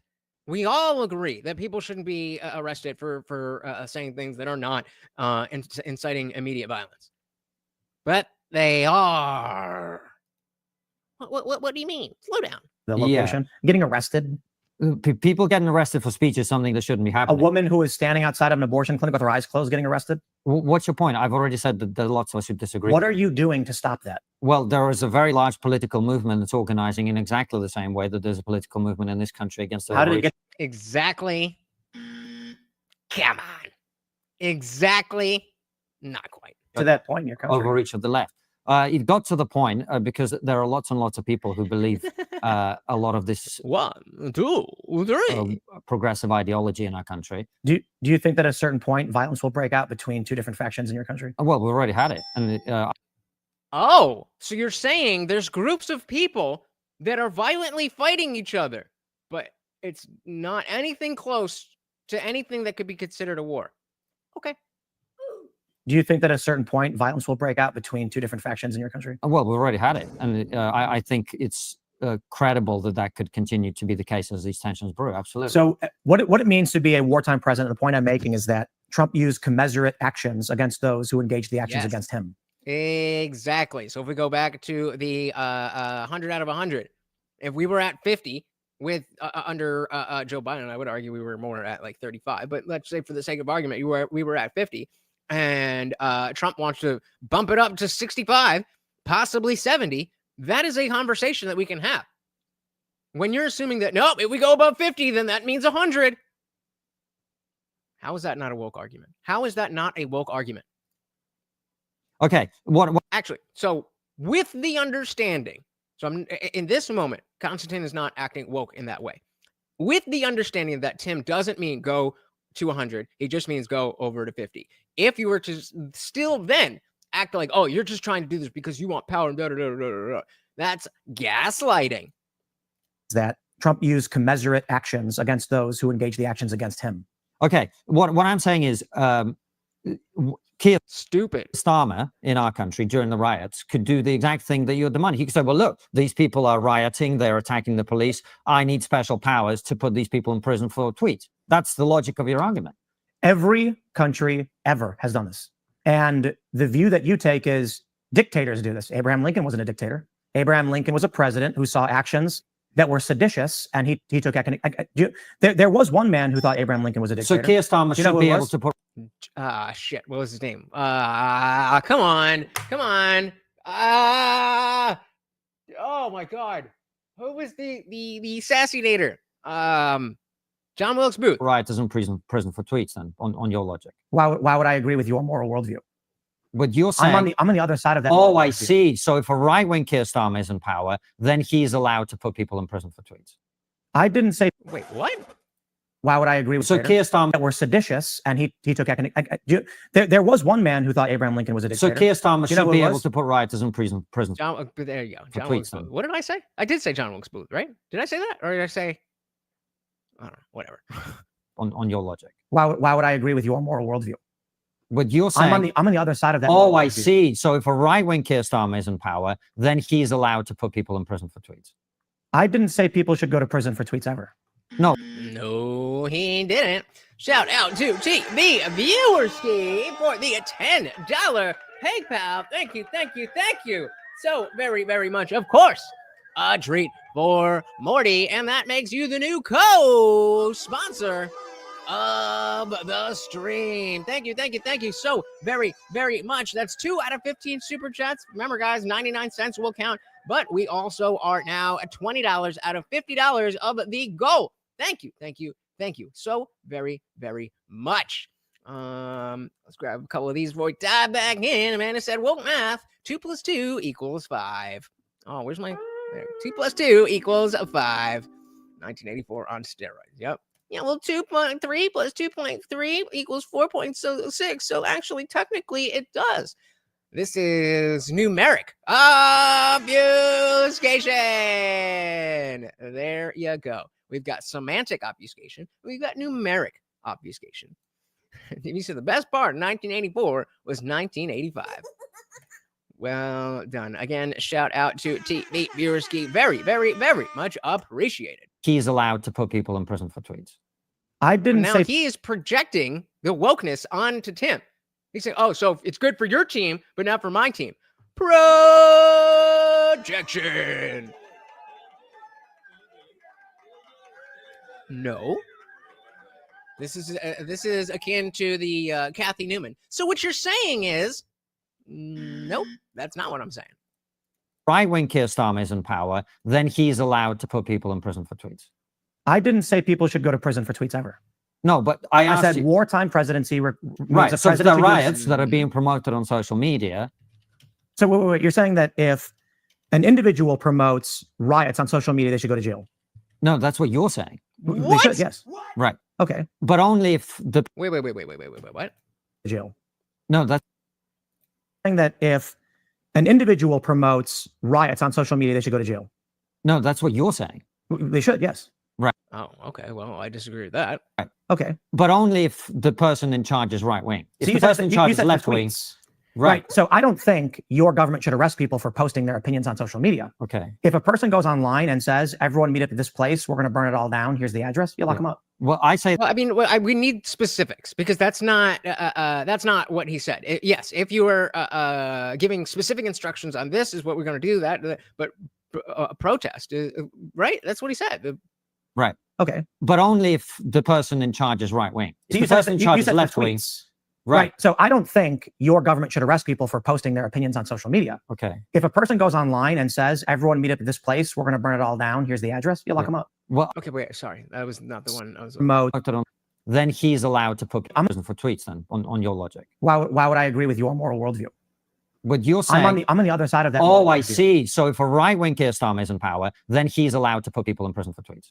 I didn't say people should go to prison for tweets ever. No, but I I asked said you, wartime presidency. right. means a So if there are presidency was- riots that are being promoted on social media, If there are riots that are being promoted, that's not the same thing as incitement. If other people are rioting, and you're like, "Hey, this is awesome," that's not incitement. No, they should not go to jail. The rioters should. And if you're instructing people to do that, you should. But promoting a riot, no. I mean, unless, again, you're giving specifics. So wait, you're saying that if an individual promotes riots on social media, they should go to jail? No, that's what you're saying. They should, yes. Right. Okay. I missed this one, Sasquatch. What is Sic Semper Tyrannis? Tyrannus? What does that mean? But only if the person in charge is right wing. If So the person in charge is left wing. Right. So I don't think your government should arrest people for posting their opinions on social media. Okay. If a person, But you just said that if they're promoting a riot, so if their opinion is that, yay, I love this riot, is that not promoting the riot?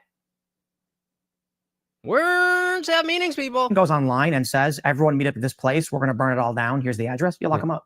Yeah, that's not the only way to promote a bad thing.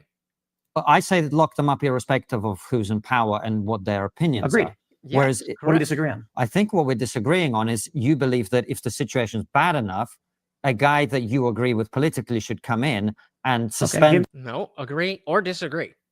He's obviously, as human beings, the threshold for what you find acceptable for somebody that you don't agree with is going to be higher than someone you do agree with. But I think that we could, pick any of, I can't think of one off the top of my head, but take a BLM riot or something. I think Tim would be totally fine with using the Insurrection Act on that. With Biden having used the Insurrection Act. So again, just projecting. Situation's bad enough, a guy that you agree with politically should come in and suspend the rules by which we play the game of politics. Give me any country ever where that's not been the case.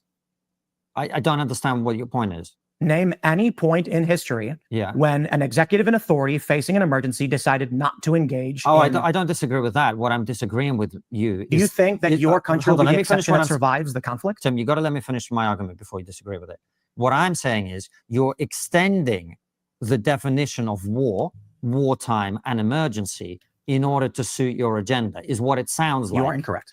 Okay, why am I incorrect? Because I've already described fourth and fifth generational warfare, academic terms that describe a state of conflict in which a faction of people is trying to take power from. Well, that's what we disagree about, right? What I see, it's not an issue of disagreement.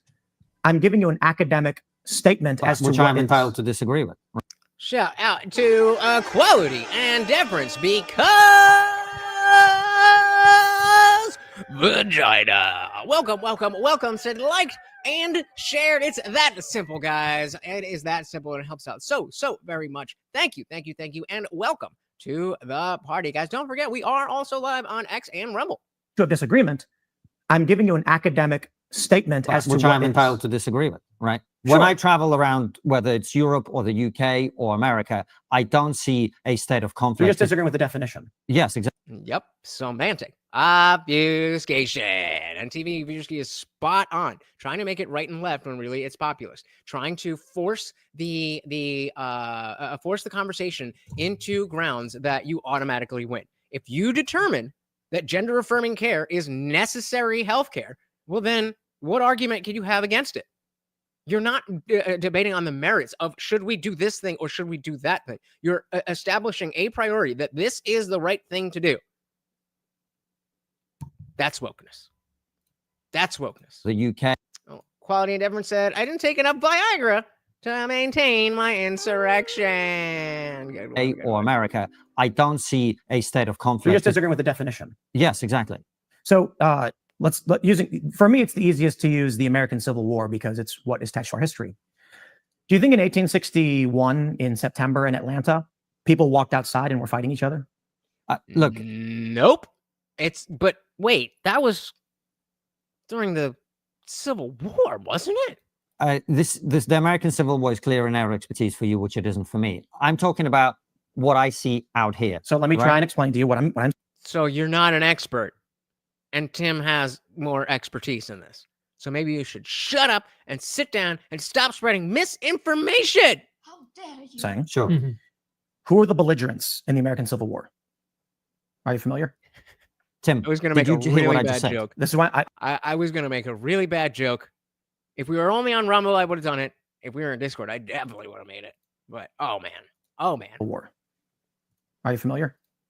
Tim, did you hear what I just said? This is why I'm asking you a question. So what you're doing... I'm genuinely trying to know if you know something so I can explain it to you. And I just said it's an area of expertise for you, which it isn't for me. So I assume most people... You see how now he's getting really defensive. He's getting really defensive at basic questions.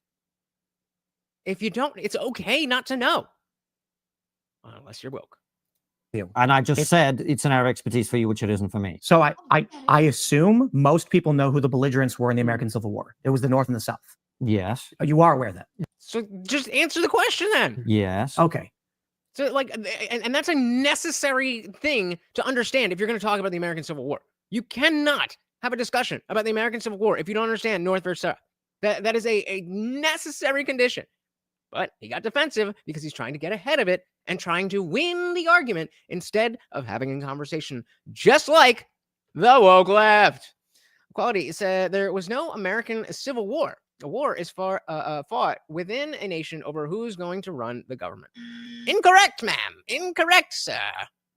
It is any kind. There's, first of all, as we established before, there's many different types of wars, and yes, that can be a type of war. But any type of organized conflict between two groups is a war. I was not trying to get you. Okay. I need to know if you know this, because if you don't, I would tell you. It's the North and the South. Okay, great. The Confederacy and the Union. Okay. No one in the Confederacy walked outside and saw a conflict. No one in the Union walked outside and saw a conflict. The front line was Gettysburg. Yes, but It that was West doesn't Virginia, prove it that was America's in a Manassas. civil war now. No, Konstantin, but it does prove that just because you look outside and don't see war doesn't mean there is no war. That's the point that Tim is trying to make here. Just because you don't physically see it with your eye holes doesn't mean it's not happening.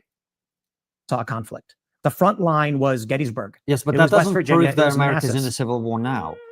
There are lots of times when people walked outside and I didn't say we were in a civil war. I What? said we were in a fourth and fifth generation of warfare. That's why I would have liked him to have stopped when he brought up this term civil strife. He said so many different things there that didn't even register. That is partly why there's a misunderstanding here.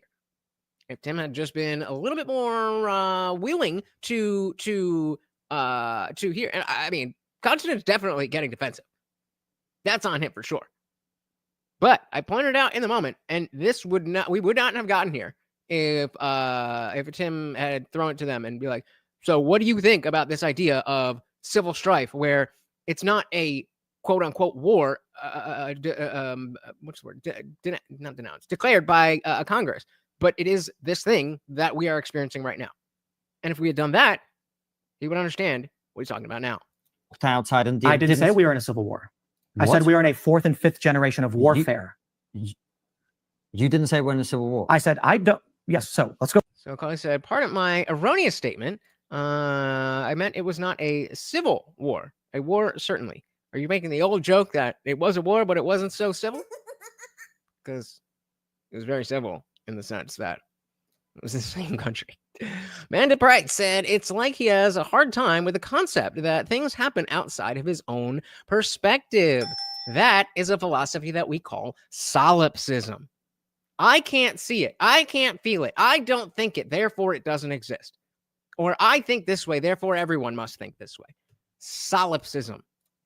TV Viersky said Konstantin and Douglas were, Konstantin and Douglas are the war started on specific date types. Those dates are determined only in hindsight. Very true. Very true. Yeah, they don't write out the whole timeline at the beginning of the war. They didn't know it was World War I until after, well, technically until World War II. Warfare. You didn't say we're in a civil war. I said I don't. Yes. So let's go back in time. I said I don't know if what happens now turns into a civil war. Right. I actually think it's probably less than 50%. Yes. I think We're back to the 50 out of 100. we may be on the back end of whatever this conflict is. Okay. Fourth and fifth generational warfare does not mean a country is in a state of active war. And wartime presidential powers. This is why I tried saying several minutes ago, I don't think you understand what wartime presidential powers is a reference to. Okay, maybe not. It is the Then stop being so defensive and just let him explain it. TV said, why do British people keep telling Americans how to speak like 1776 happened? Look at me. I am the English now. Shout out to Swirls Lambo. Welcome to the party. So I just can't be down with Tim Pool. Tim Pool is simply the worst. online personality. Fair opinion, but what has he said here that you disagree with? That is what I'm interested in.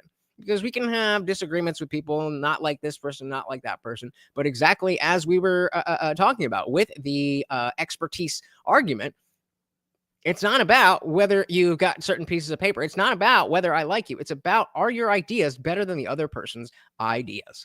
Welcome to the party. Go. I don't think you understand what wartime presidential powers is a reference to. Okay. He sort of said what he's saying is disingenuous. Okay. Disingenuous in what way? Okay, maybe not. It is the use of commensurate force against a force exerting power at you first. That is, when administrative powers in New York, Wisconsin, and Georgia begin arresting I've never seen Star Wars. Trump's lawyers, which defies the Constitution and is outside of the legal code of the United States, right? But what is it that, so let's say he is grifting. Let's say he is grifting. What has he said that is incorrect? That's what I'm interested in. Because if somebody is grifting and just saying the things that they think are going to get them views and money, but I agree with those ideas, then I can say, okay, yeah, that's a grifter. But the grifter, broken clock is right twice a day. So what is it that he is incorrect about? Which defies the Constitution and is outside of the legal code of the United States, right? That is dictatorial. Trump's response cannot be, I guess I have to let him happen. It must be, I must stop them from. I do. Most of the chat here does. So what is it that, again, I'm just asking you, what has he said that you disagree with? I am aware of the fact now that you don't think that he is a genuine person, that you think he's saying disingenuous things. What I'm asking you is what things that he has said are incorrect. That's what what I care about. TV said, Tim's opinions have changed some. They are more informed with cash. Maybe. Troll said he's being disingenuous because he won't allow that same argument from the left. Which same argument? Which same argument? Montag, so I think Tim can be hyperbolic and exaggerates a bit, but I don't disagree with most of his ideas. I do think he can go overboard a fair bit, though. That was a big thing that, moved me away from him. Again, so Sorrels, if you're new here, I was a Timcast member since 2021, and I recently canceled my membership because of stuff like this.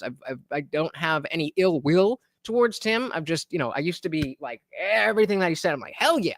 And just slowly over time, we've just grown apart. But I think he's completely right here. So if there's if you can explain to me exactly what you mean by the argument, what is the same argument from the left that he wouldn't accept? I may very well agree with you. I'm not fully sure what you're saying. Cannot be, I guess I have to let him happen. It must be, aren't we all? Don't forget, Ian Crossland was also live on the channel. Go check it out. Trump's response cannot be, I guess I have to let him happen. It must be, I must stop them from doing this. It is a violation of the Constitution. Right? Okay. If there are two factions and one is violating the law, we should stop them. Agreed. What we are dealing with over the past 4 years is forces aligned with what we would call the Democratic Party, the liberals, whatever you want to say, the bureaucratic state, the deep state, have violated the Constitution in numerous ways. This is what I refer to as fourth and fifth and sixth generational warfare. Warfare does not mean kinetic conflict. Okay, so okay, now I understand the argument. Perhaps we were talking at cross purposes. So what you're saying is, and actually, you know what? I'll address this. So, Equality and Deference asked, what was the breaking point with Tim Stool Media? And I was just going to say there wasn't one. It was a slow burn. But it was, there a lot of things like Glomtech was saying. Specifically for me, I saw a lot of instances where he would capitulate to Christians and talk about the church and God and that stuff when he really doesn't. He doesn't follow that. He just knows, as Swirls is saying, that he will get more views and more clout and donations and all that stuff from that. The other thing that, and this is, of course, over a period of time, let's say the last year to 2 years. The other thing is just an overall doomerism. Like, he's just become more of a doomer. He used to be a lot more positive, and not like everything is totally fine. That's not what I mean. But he would see something and he would be focused on what can be done. How do we? What was the term he would use all the time? Culture jamming. Culture jamming. Like when he was doing that thing, he had the billboard that said "Taylor Lorenz docs lives at TikTok." That kind of stuff. That's actually adding to the landscape and moving things in our direction. Not that having the conversations that he has doesn't, but I think there's a million gajillion bajillion people who are talking about the same things, myself included. So that is only going to go so far. When you have the means and supposedly the passion that Tim Pool has, I would like to see a little bit more of that earlier optimism and dare I say activism be a little bit more present these days. You know what I mean? Uh-oh. I think we got a new poll. No Adam, no peace. Gontek said Adam is mid. Oh my goodness. I said I personally lost a lot of respect for Tim when he went off on Luke for the most reasonable take on vaccines just because he wanted Trump to win. Luke had every right to bring it up. Luke had every right to bring up Trump's place in it. Absolutely. Especially because I maintain that Project Warp Speed was a feat of medical science. The product was just abused, as were we as American citizens. Shout out to the purebloods. Dilly for standing up to the greatest propaganda campaign in our lifetimes. Well, I said he wanted the shekels from the clapping seals. Indeed, he did. All right, let's dive back in here. And sixth generational warfare. Warfare does not mean kinetic conflict. Okay, so okay, now I understand the argument. Perhaps we were talking cross purposes. So what you're saying is what they've done over the last 4 years is unconstitutional and wrong, and therefore it justifies what? Trump using commensurate forces to stop the unconstitutional. Exactly. So now that is when you ask, okay, fair. What, a fair sentiment. Now, what are those commensurate forces? That is where the actual disagreement is going to be. Commensurate forces justifies what? Trump using commensurate forces to stop the unconstitutional. What's commensurate forces? There you go. Now we're back on track. Baby. Trump using commensurate forces to stop the unconstitutional. What's commensurate forces? The Insurrection Act. And what would that, again? Donald Trump can call upon the National Guard to go into California, Portland, and Oregon and arrest Antifa. The states aren't doing it. Right. He can have the Fed start doing it, which they've done a little bit. If the states refuse to enforce, or immigration law, for instance, and I think immigration law is another point of advanced warfare, Trump should invoke the Insurrection Act to utilize the powers he has to the greatest degree to start enforcing a law that is not being done locally as he is allowed under the presidency.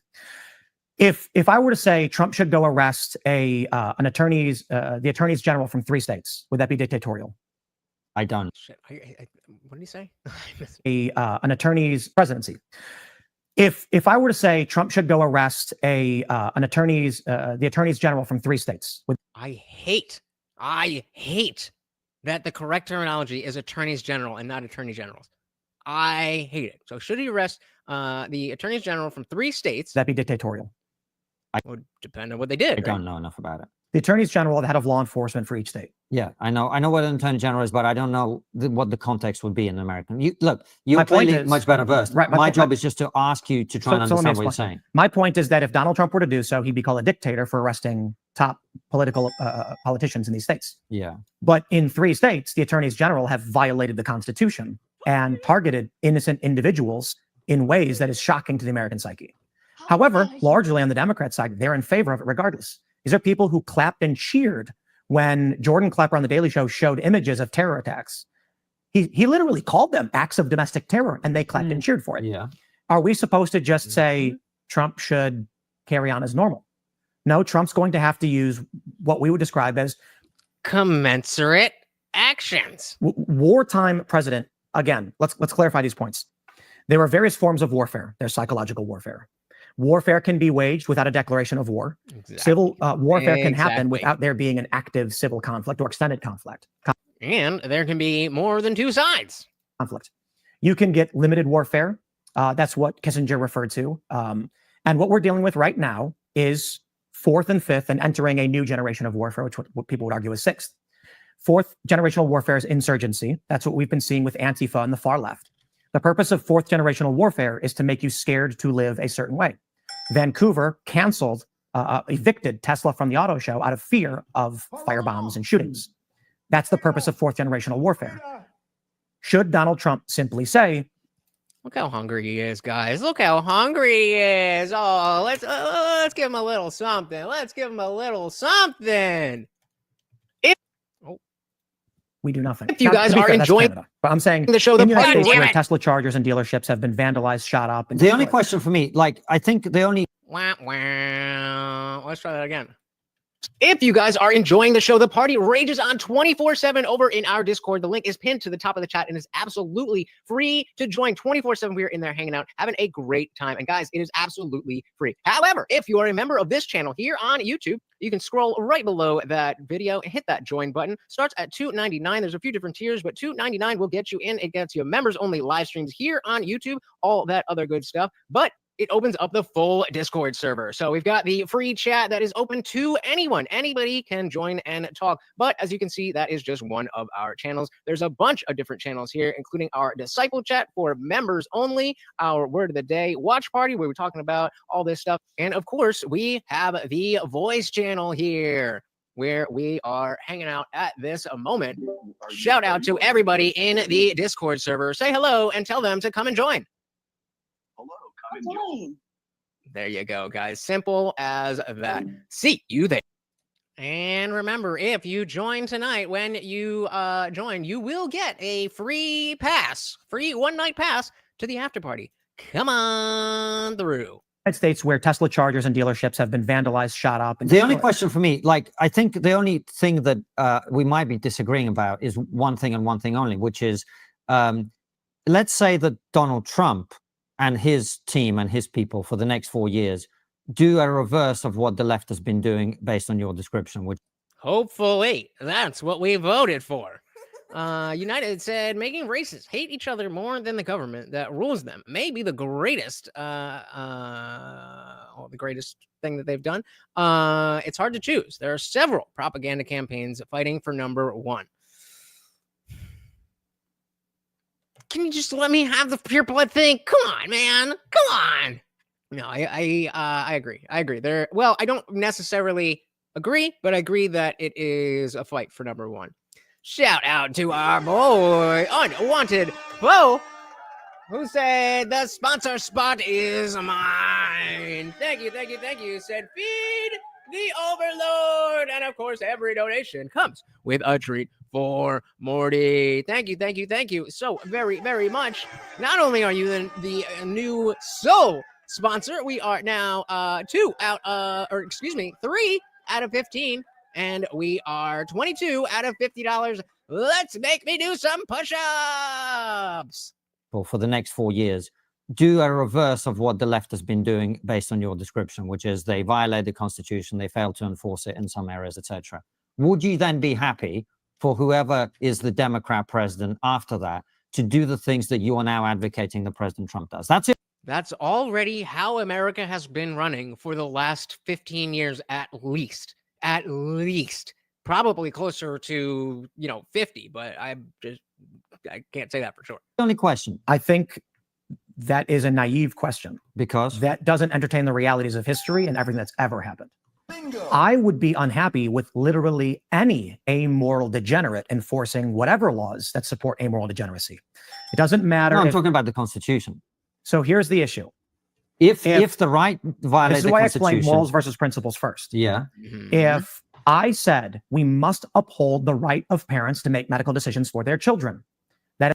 If Dave Smith covers this, because, him and Konstantin have been going back and forth on the woke right stuff, would you want me to cover it? It's a power I have granted to Donald Trump to stop the mutilation of children. Yes. These school districts and these doctors that are taking kids away from their parents because the kids think they're trans and they're being groomed online, we must stop this.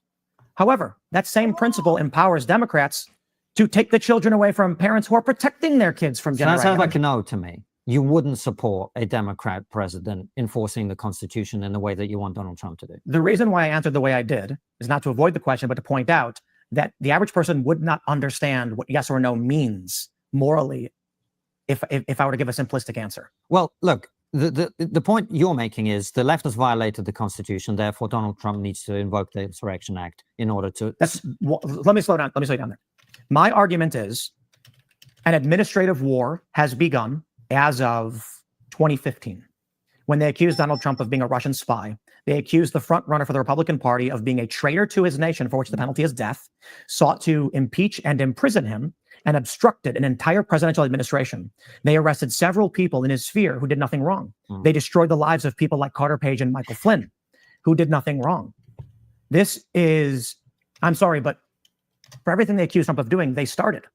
Trump's response can't be, we don't arrest politicians. It's not what we do in America. No, they've already been doing that.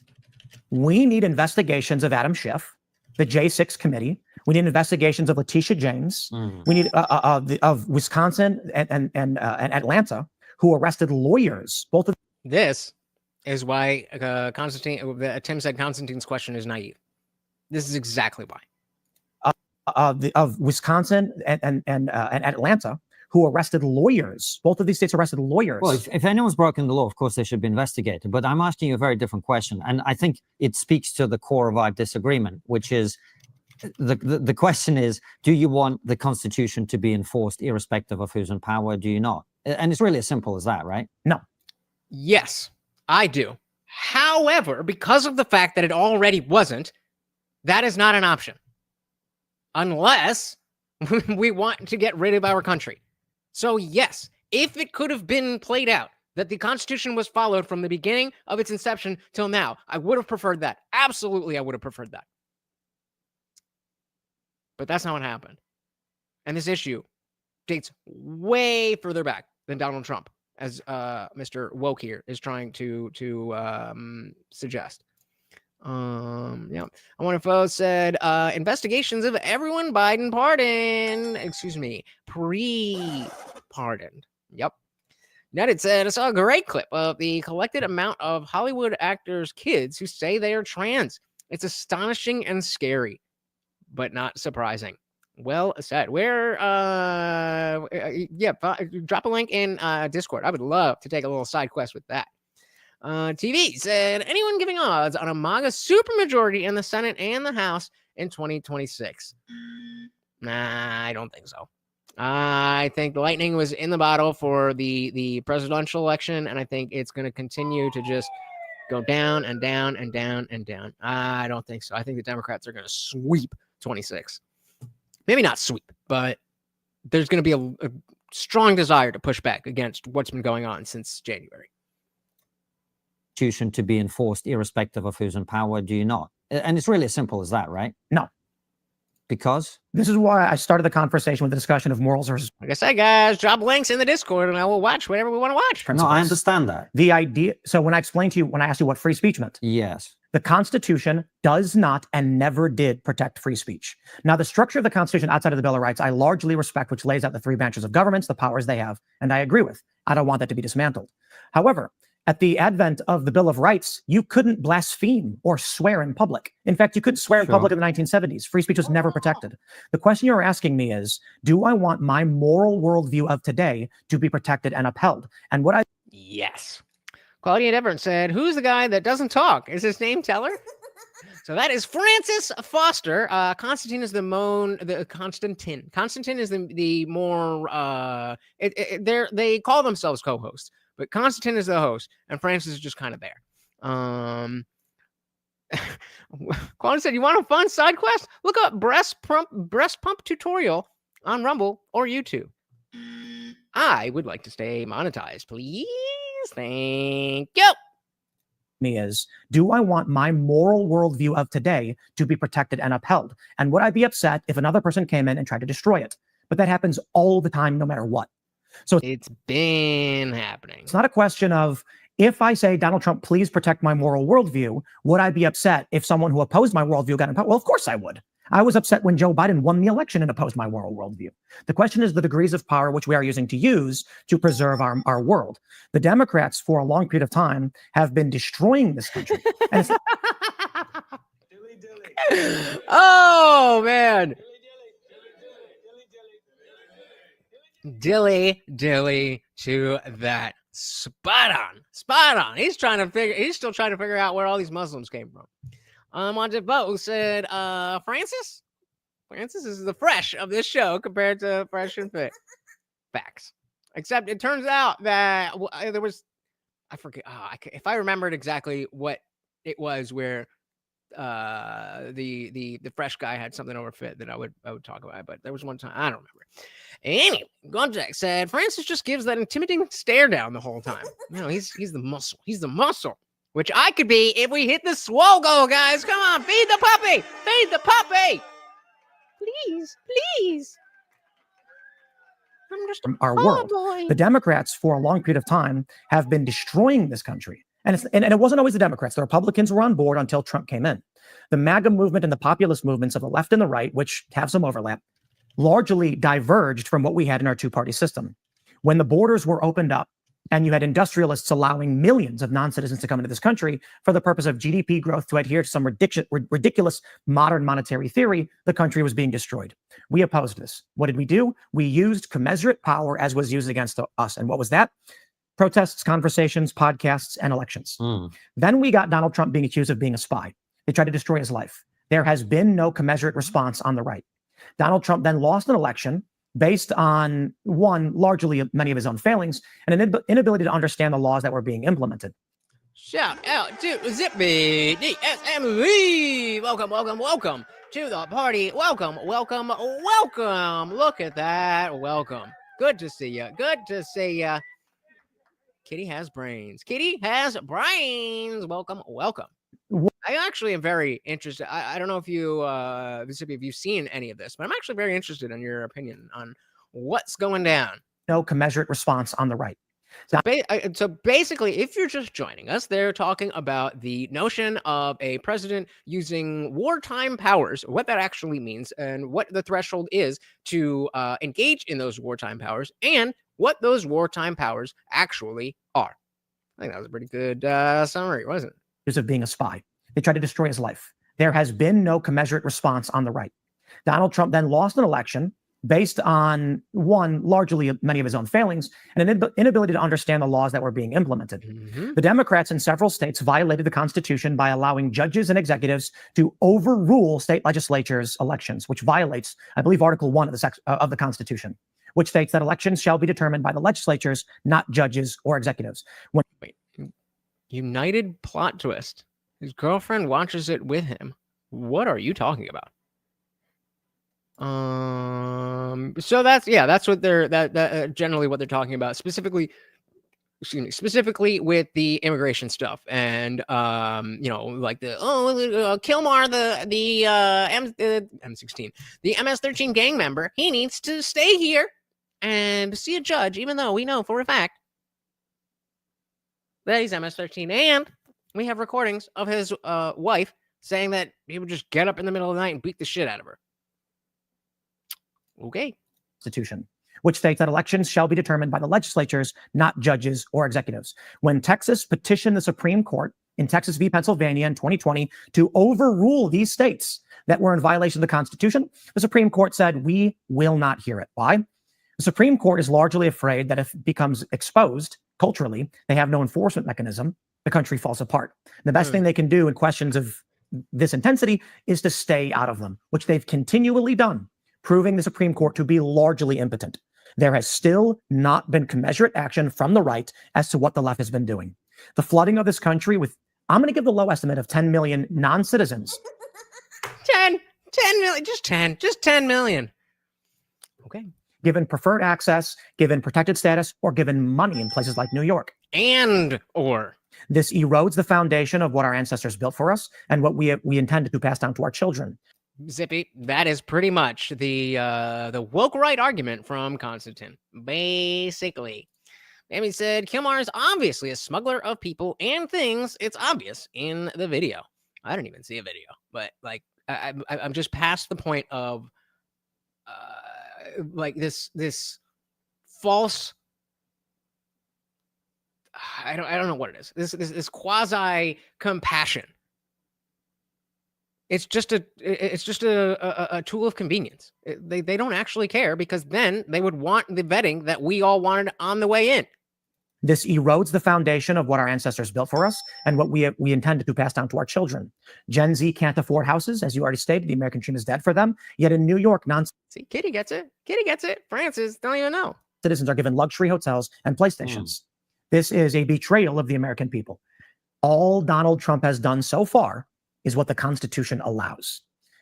Coming from a rather classical liberal or civil libertarian view, growing up in the United States, I feel that TV said Tim is trying to explain that the UK only has 2 of the 3 boxes of revolution. I'm not familiar with this. What are the 3 boxes of revolution? coming from Actually, let's do a little side quest. But first, oh my goodness, shout out to Danielle Aloya with the $10 super sticker.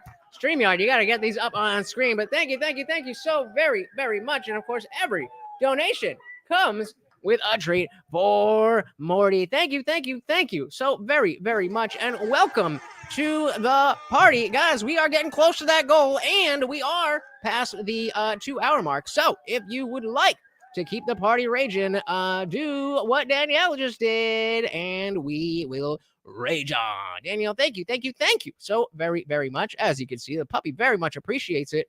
Welcome to the party. all Donald Trump has done so far is what the Constitution allows.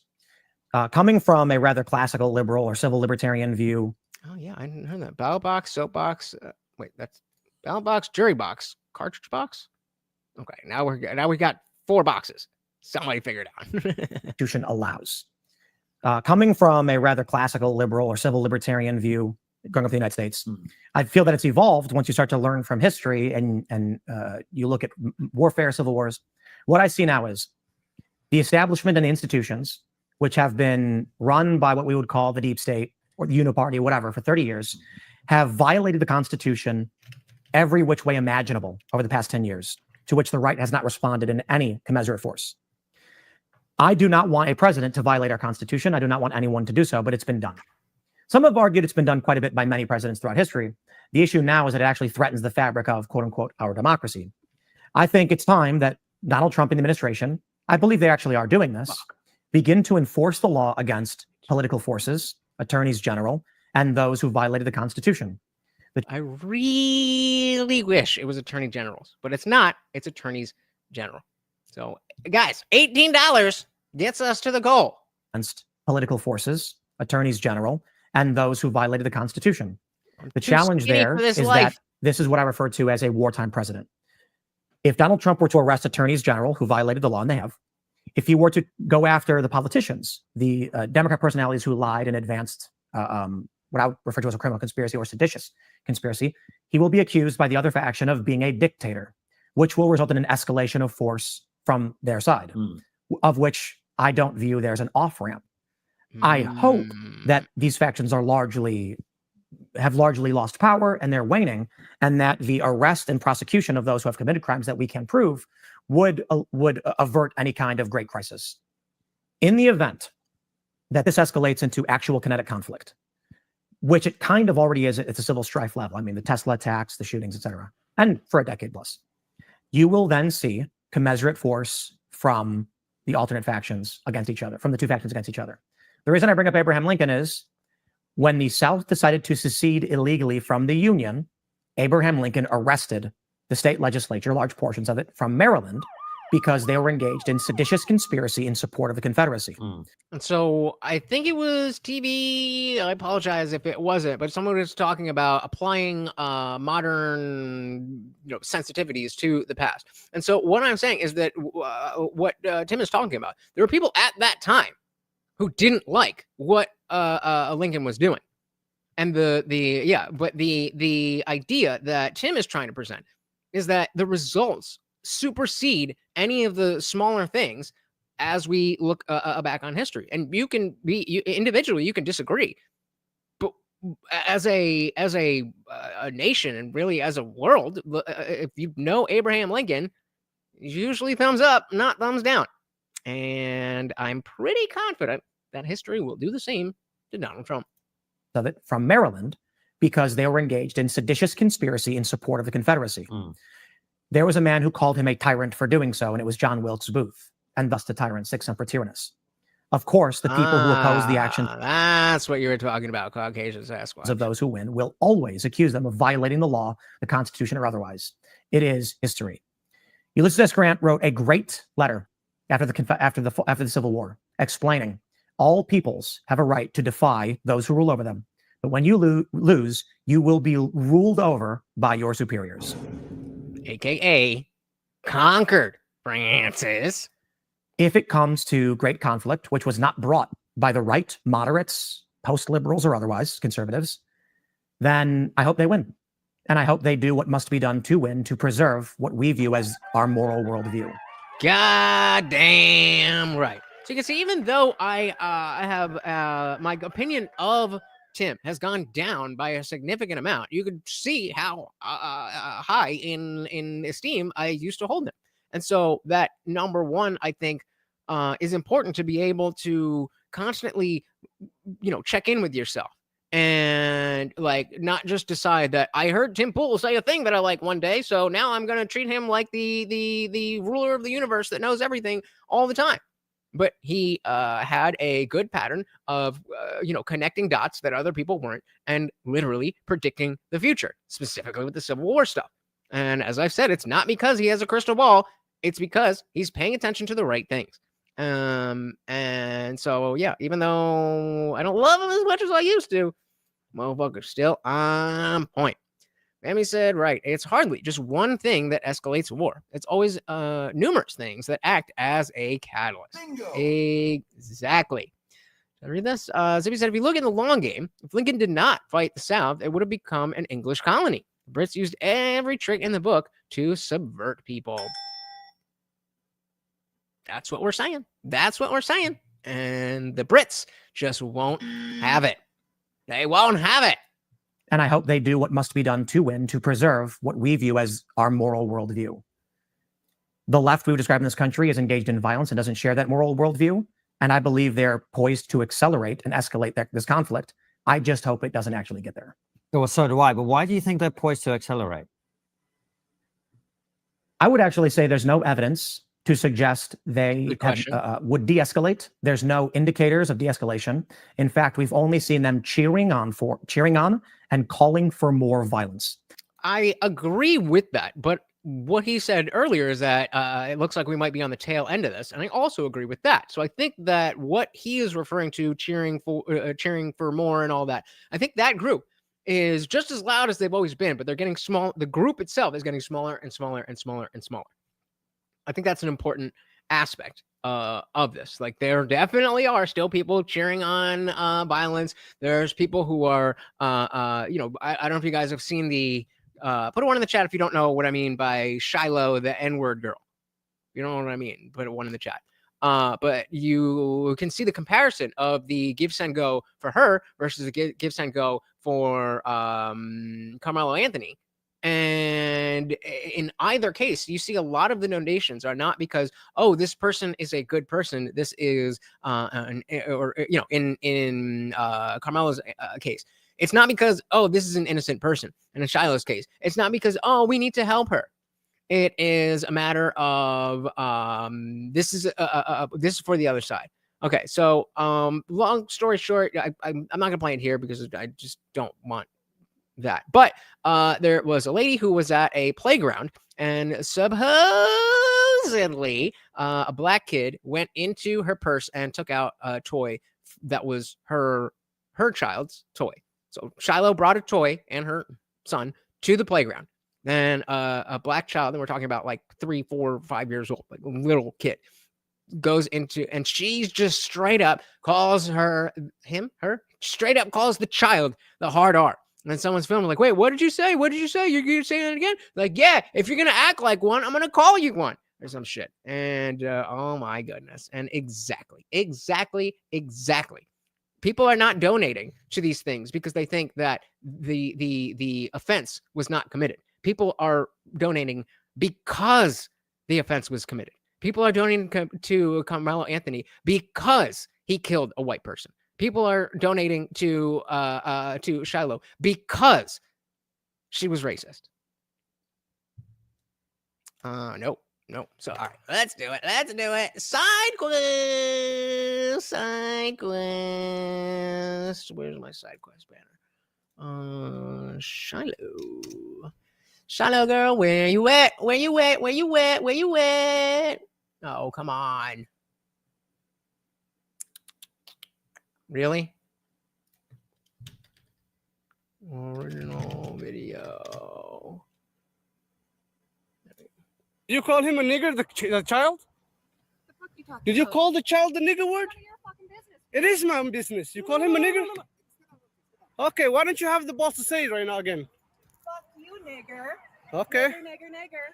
All right, that's what you say. You don't go digging through people's shit, you dumb fuck. Nobody dig into your shit. A little fucking kid just did, you dumbass. That A little fucking kid. little kid, you call him a nigger? The little child? What if he acts like one, he's gonna Are you do about to one. hit him? You chase him here? He took my son's stuff. So that gives you the right to call the child, 5-year-old, a nigger, the N-word. If that's what he's gonna act. That's Not a teen. Okay, maybe older than 5, but 7, 8, 10, not 12. what you're gonna call him. That's what he's gonna act like. You know, that's a hate speech. And you can be recorded for that. I don't give a shit. Huh. Fuck off. Okay, we'll see about that, what the internet has to say about you. So, I mean, I definitely, don't buy into the, that's hate speech and blah, blah, blah, blah. Oh, come on. No. Okay. Yeah, I don't buy into that. Oh, it's hate speech. If things are mean, then they're just mean. If things are bad, they're just bad. But the notion that, yeah, so like you see that, or you see Carmelo Anthony stabbing Austin Metcalf. In either case, you're not donating because you're like, oh, this is an injustice. You're donating because you like it. You call him a Oh, almost got it. More than I bargained for. To suggest they have would de-escalate. There's no indicators of de-escalation. In fact, we've only seen them cheering on and calling for more violence. After the killing of Luigi Mangione, Bill Burr, the comedian, prominent liberal, he said billionaires should be put down like dogs. So what's the difference between what Bill Burr, in principle, what's the difference between Bill Burr being in favor of Luigi Mangione and anyone being in favor of Shiloh? What is the difference in principle?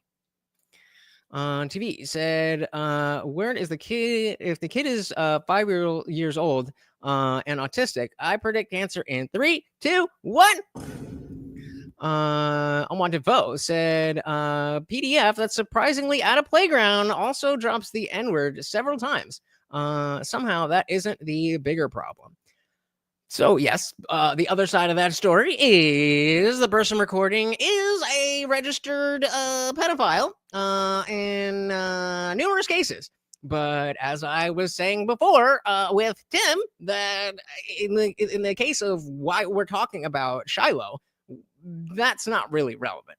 Yeah, no, not her. The guy who was filming. It said 5 years older than her kid. I read. Yeah, well, that kid was a baby. So if we say her kid was 3, then 5 years old is 8. Either way, it is a little child that we're just throwing slurs at. Yeah, right. That would have been more appropriate. Comedian, prominent liberal, he said billionaires should be put down like dogs. He then said Free Luigi several times, and he continues to attack the wealthy and advocate for murder. Jimmy Kimmel and Stephen Colbert mocked the terror attacks. Some interpreted that as a permission or a call for more or social acceptance.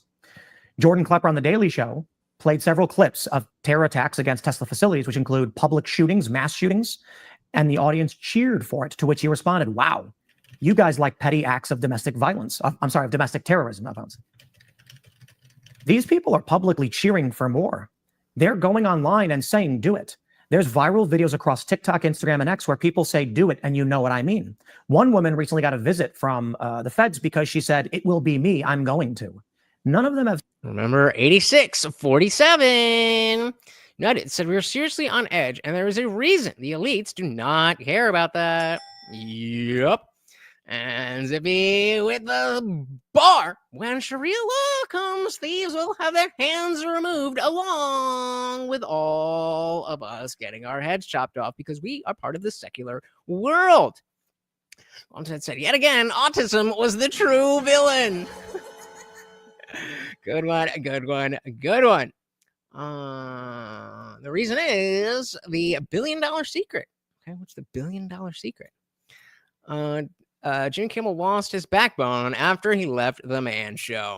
I would argue that he never had a backbone. It was just not something like, okay, he's still that guy.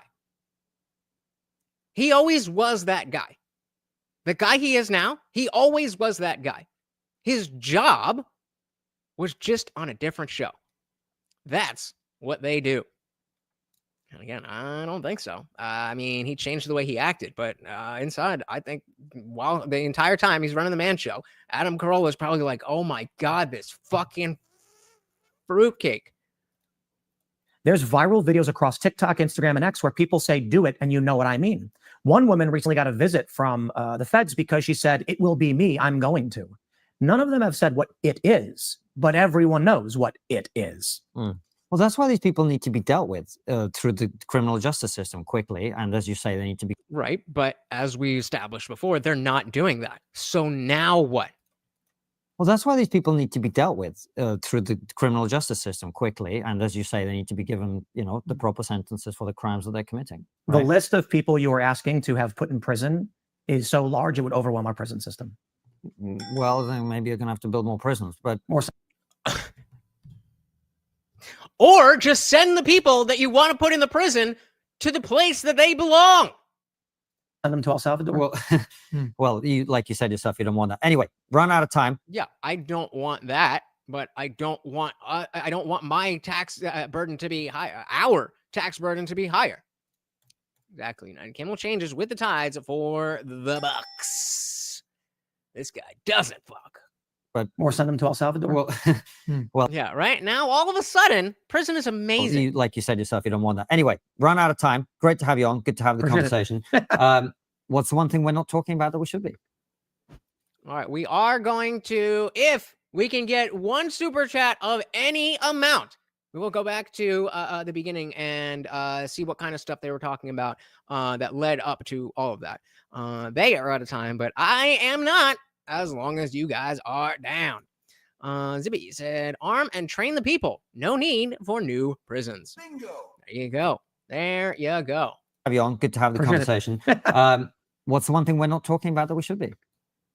Before Tim answers a final question at the end of the interview, make sure to head over to our Substack. The link is in the description where you'll be able to see this. What concerns, if any, do you have of the current management of Twitter/X and potential free speech risks on there? Why has no one been able to create a viable competitor? Talking about that we YouTube. What constitutes America first? What's the one thing we're not talking about that we should be?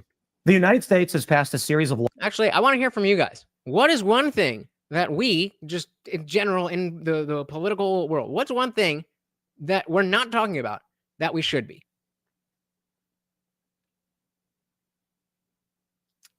Y'all know. For me, it's dogma and semantic obfuscation. But what do you guys think? What's the one thing we're not talking about that we should be? The United States has passed a series of laws that make it illegal for individuals to take work on an individual basis. We call these Uber laws. Started in California. Love it. The state Love was concerned about losing tax revenue to gig services. So they banned individuals from working as independent contractors up to a certain amount of contracts or products. West Virginia, this has deeply affected me, has outright banned independent contracting. This means you're either the employee of a corporation or a corporation. 34 states in this country have done so. The end result of this is that your children will one day say, Dad, I'm broke. And the only response you will have for them is, have you considered applying at Amazon? You won't be able to rake your neighbor's lawn. You won't be able to sell lemonade. They've made that illegal. There are, again, 34. No tax on tips, baby. Go through the food industry. It is the last place where you can actually make money without being stuck to, a huge corporate structure. He also said the propaganda is real. Too real. I mean, again, if we talk about just in the last few years, it's been ramped up and ramped up and ramped up. And for me, again, the COVID jab was the biggest propaganda campaign I have ever been experienced, or at least that affected me the most. I've said this before, but when when COVID first came around, I was like, okay, yeah, I've never gotten a flu shot. I never got the flu. I don't really get sick like that. So, I'm sure they'll come up with the, vaccine or something for it. And I'm sure they'll, want everybody to have it. So whenever it just becomes inconvenient to not have it, I'll just go get it and, continue living my life. And then Fauci came on the scene and CNN was doing their death counter and the rules kept changing. And I was like, I was willing to trust you guys before. But now you're fucking around, and you might be right, but I can't trust that you are. So I'm just going to keep on living. That's it. That's it. Contact said, no more prisons for the woke. Just give them what they want. An island where they can show us exactly what happens when they win. That would be punishment enough. I mean, that might be cruel and unusual. Amanda said, what we need to talk about in politics is that it doesn't matter which side you vote for. It's a vote for the system, and the system only has its own interests in mind. Ooh, that's not so optimistic, but yeah, I mean, I think obviously voting for Trump, given the landscape, was a big diversion from just buying into the establishment. But at the end of the day, the deep state is the deep state. And no one man, with Trump or anyone else, no one man can do it. But the fact that Trump has become a phenomenon and MAGA is here now, and MAGA is bigger than Trump and should endure past Trump, which is, again, why I don't like the third term talk. I don't want a third term. I don't, you came, you did what you needed to do. Now get the fuck out. Yeah. Good point. Good point. Amy said, yes, it is. People are too lazy to deny convenient, albeit intrusive, services. Fair. Lawn. You won't, that your children will one day say, Dad, I'm broke. And the only response you will have for them is, have you considered applying at Amazon? You won't be able to rake your neighbor's lawn. You won't be able to sell lemonade. They've made that illegal. There are, again, 34 states that have variations of this law on the books. This is... Can we get a dilly for the free fucking market? We are Adam Smith fans in this house. All right? That invisible hand is everything. There are, again, 34 states that have variations of this law on the books. This is one of the largest steps taken in you will live in the pod and you will eat the bugs, and no one's talking about it. You will own nothing. You will be happy. Crazy. All right. Head on over to Substack where we'll put your questions to Timple. All right, guys. I guess that means it is time for the after party. No push-ups for me. I'm a skinny little bitch, and I'm going to say that way. But I want to give a big shout out to all of you guys. Thank you so very, very much for hanging out. I want to give a big shout out to TV Viewerski. We had Danielle. Thank you so very, very much. And of course, our sponsor of the stream, our boy Unwanted Bo. Thank you. And of course, big shout out to our new and only true disciple, Avery. Thank you so very, very much, guys. So, I mean, clearly there is a robust conversation here about rights and constitutional powers and executive powers and how all of that fits together with the reality of what this country is versus what this country is supposed to be, what we need to do versus what should be done, what where we are now versus what we should have done. Is that the same thing I just said? You know what I mean? But specifically, like, instead of focusing on, well, we need to give all these people due process. No, we already should have given these people due process when they were on their way in. You guys, the left, the left, fucked up in not doing that. And so now this is your problem that we are cleaning up. It's not just random that one day we're saying, you know what? Fuck due process. Fuck due process. No, these are commensurate measures, as Tim would say. And I agree. Amanda said, I have no issue with Trump. Trump is an anomaly still. Yeah, I mean, it's just, I was worried about voting for, I didn't vote for him in 2020. I was still, shaken from my vote. Oh man, a lot of you don't know this. I was never Trumper, and I did vote for Hillary fucking Clinton. I know, but I've done my penance, I think. And I voted for him this last November, and I think it was the right decision. I think it's everything and exactly what we need.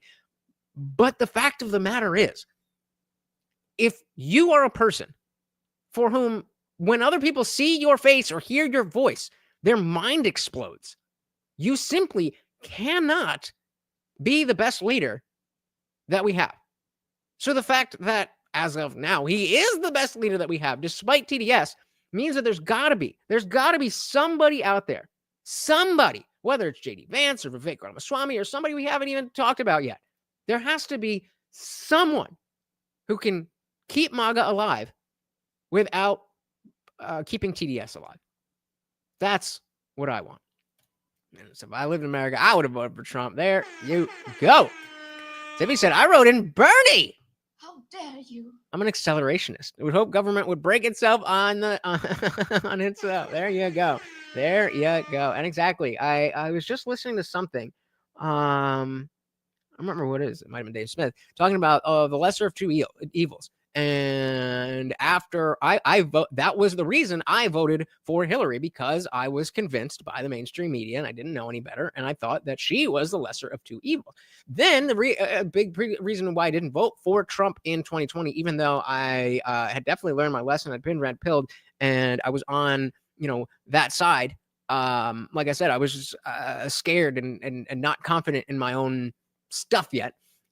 But And yeah, going back to the lesser of two evils, I was like, no, I'm never going to do that again. You're going to have to actively earn my vote. I'm not going to vote against anybody. But, as Amanda's saying, it's always the lesser of two evils. There might be a time when we have people that are actually holistically good for the country. That's not the political landscape that we have now. So, for now, it will always be the lesser of two evils.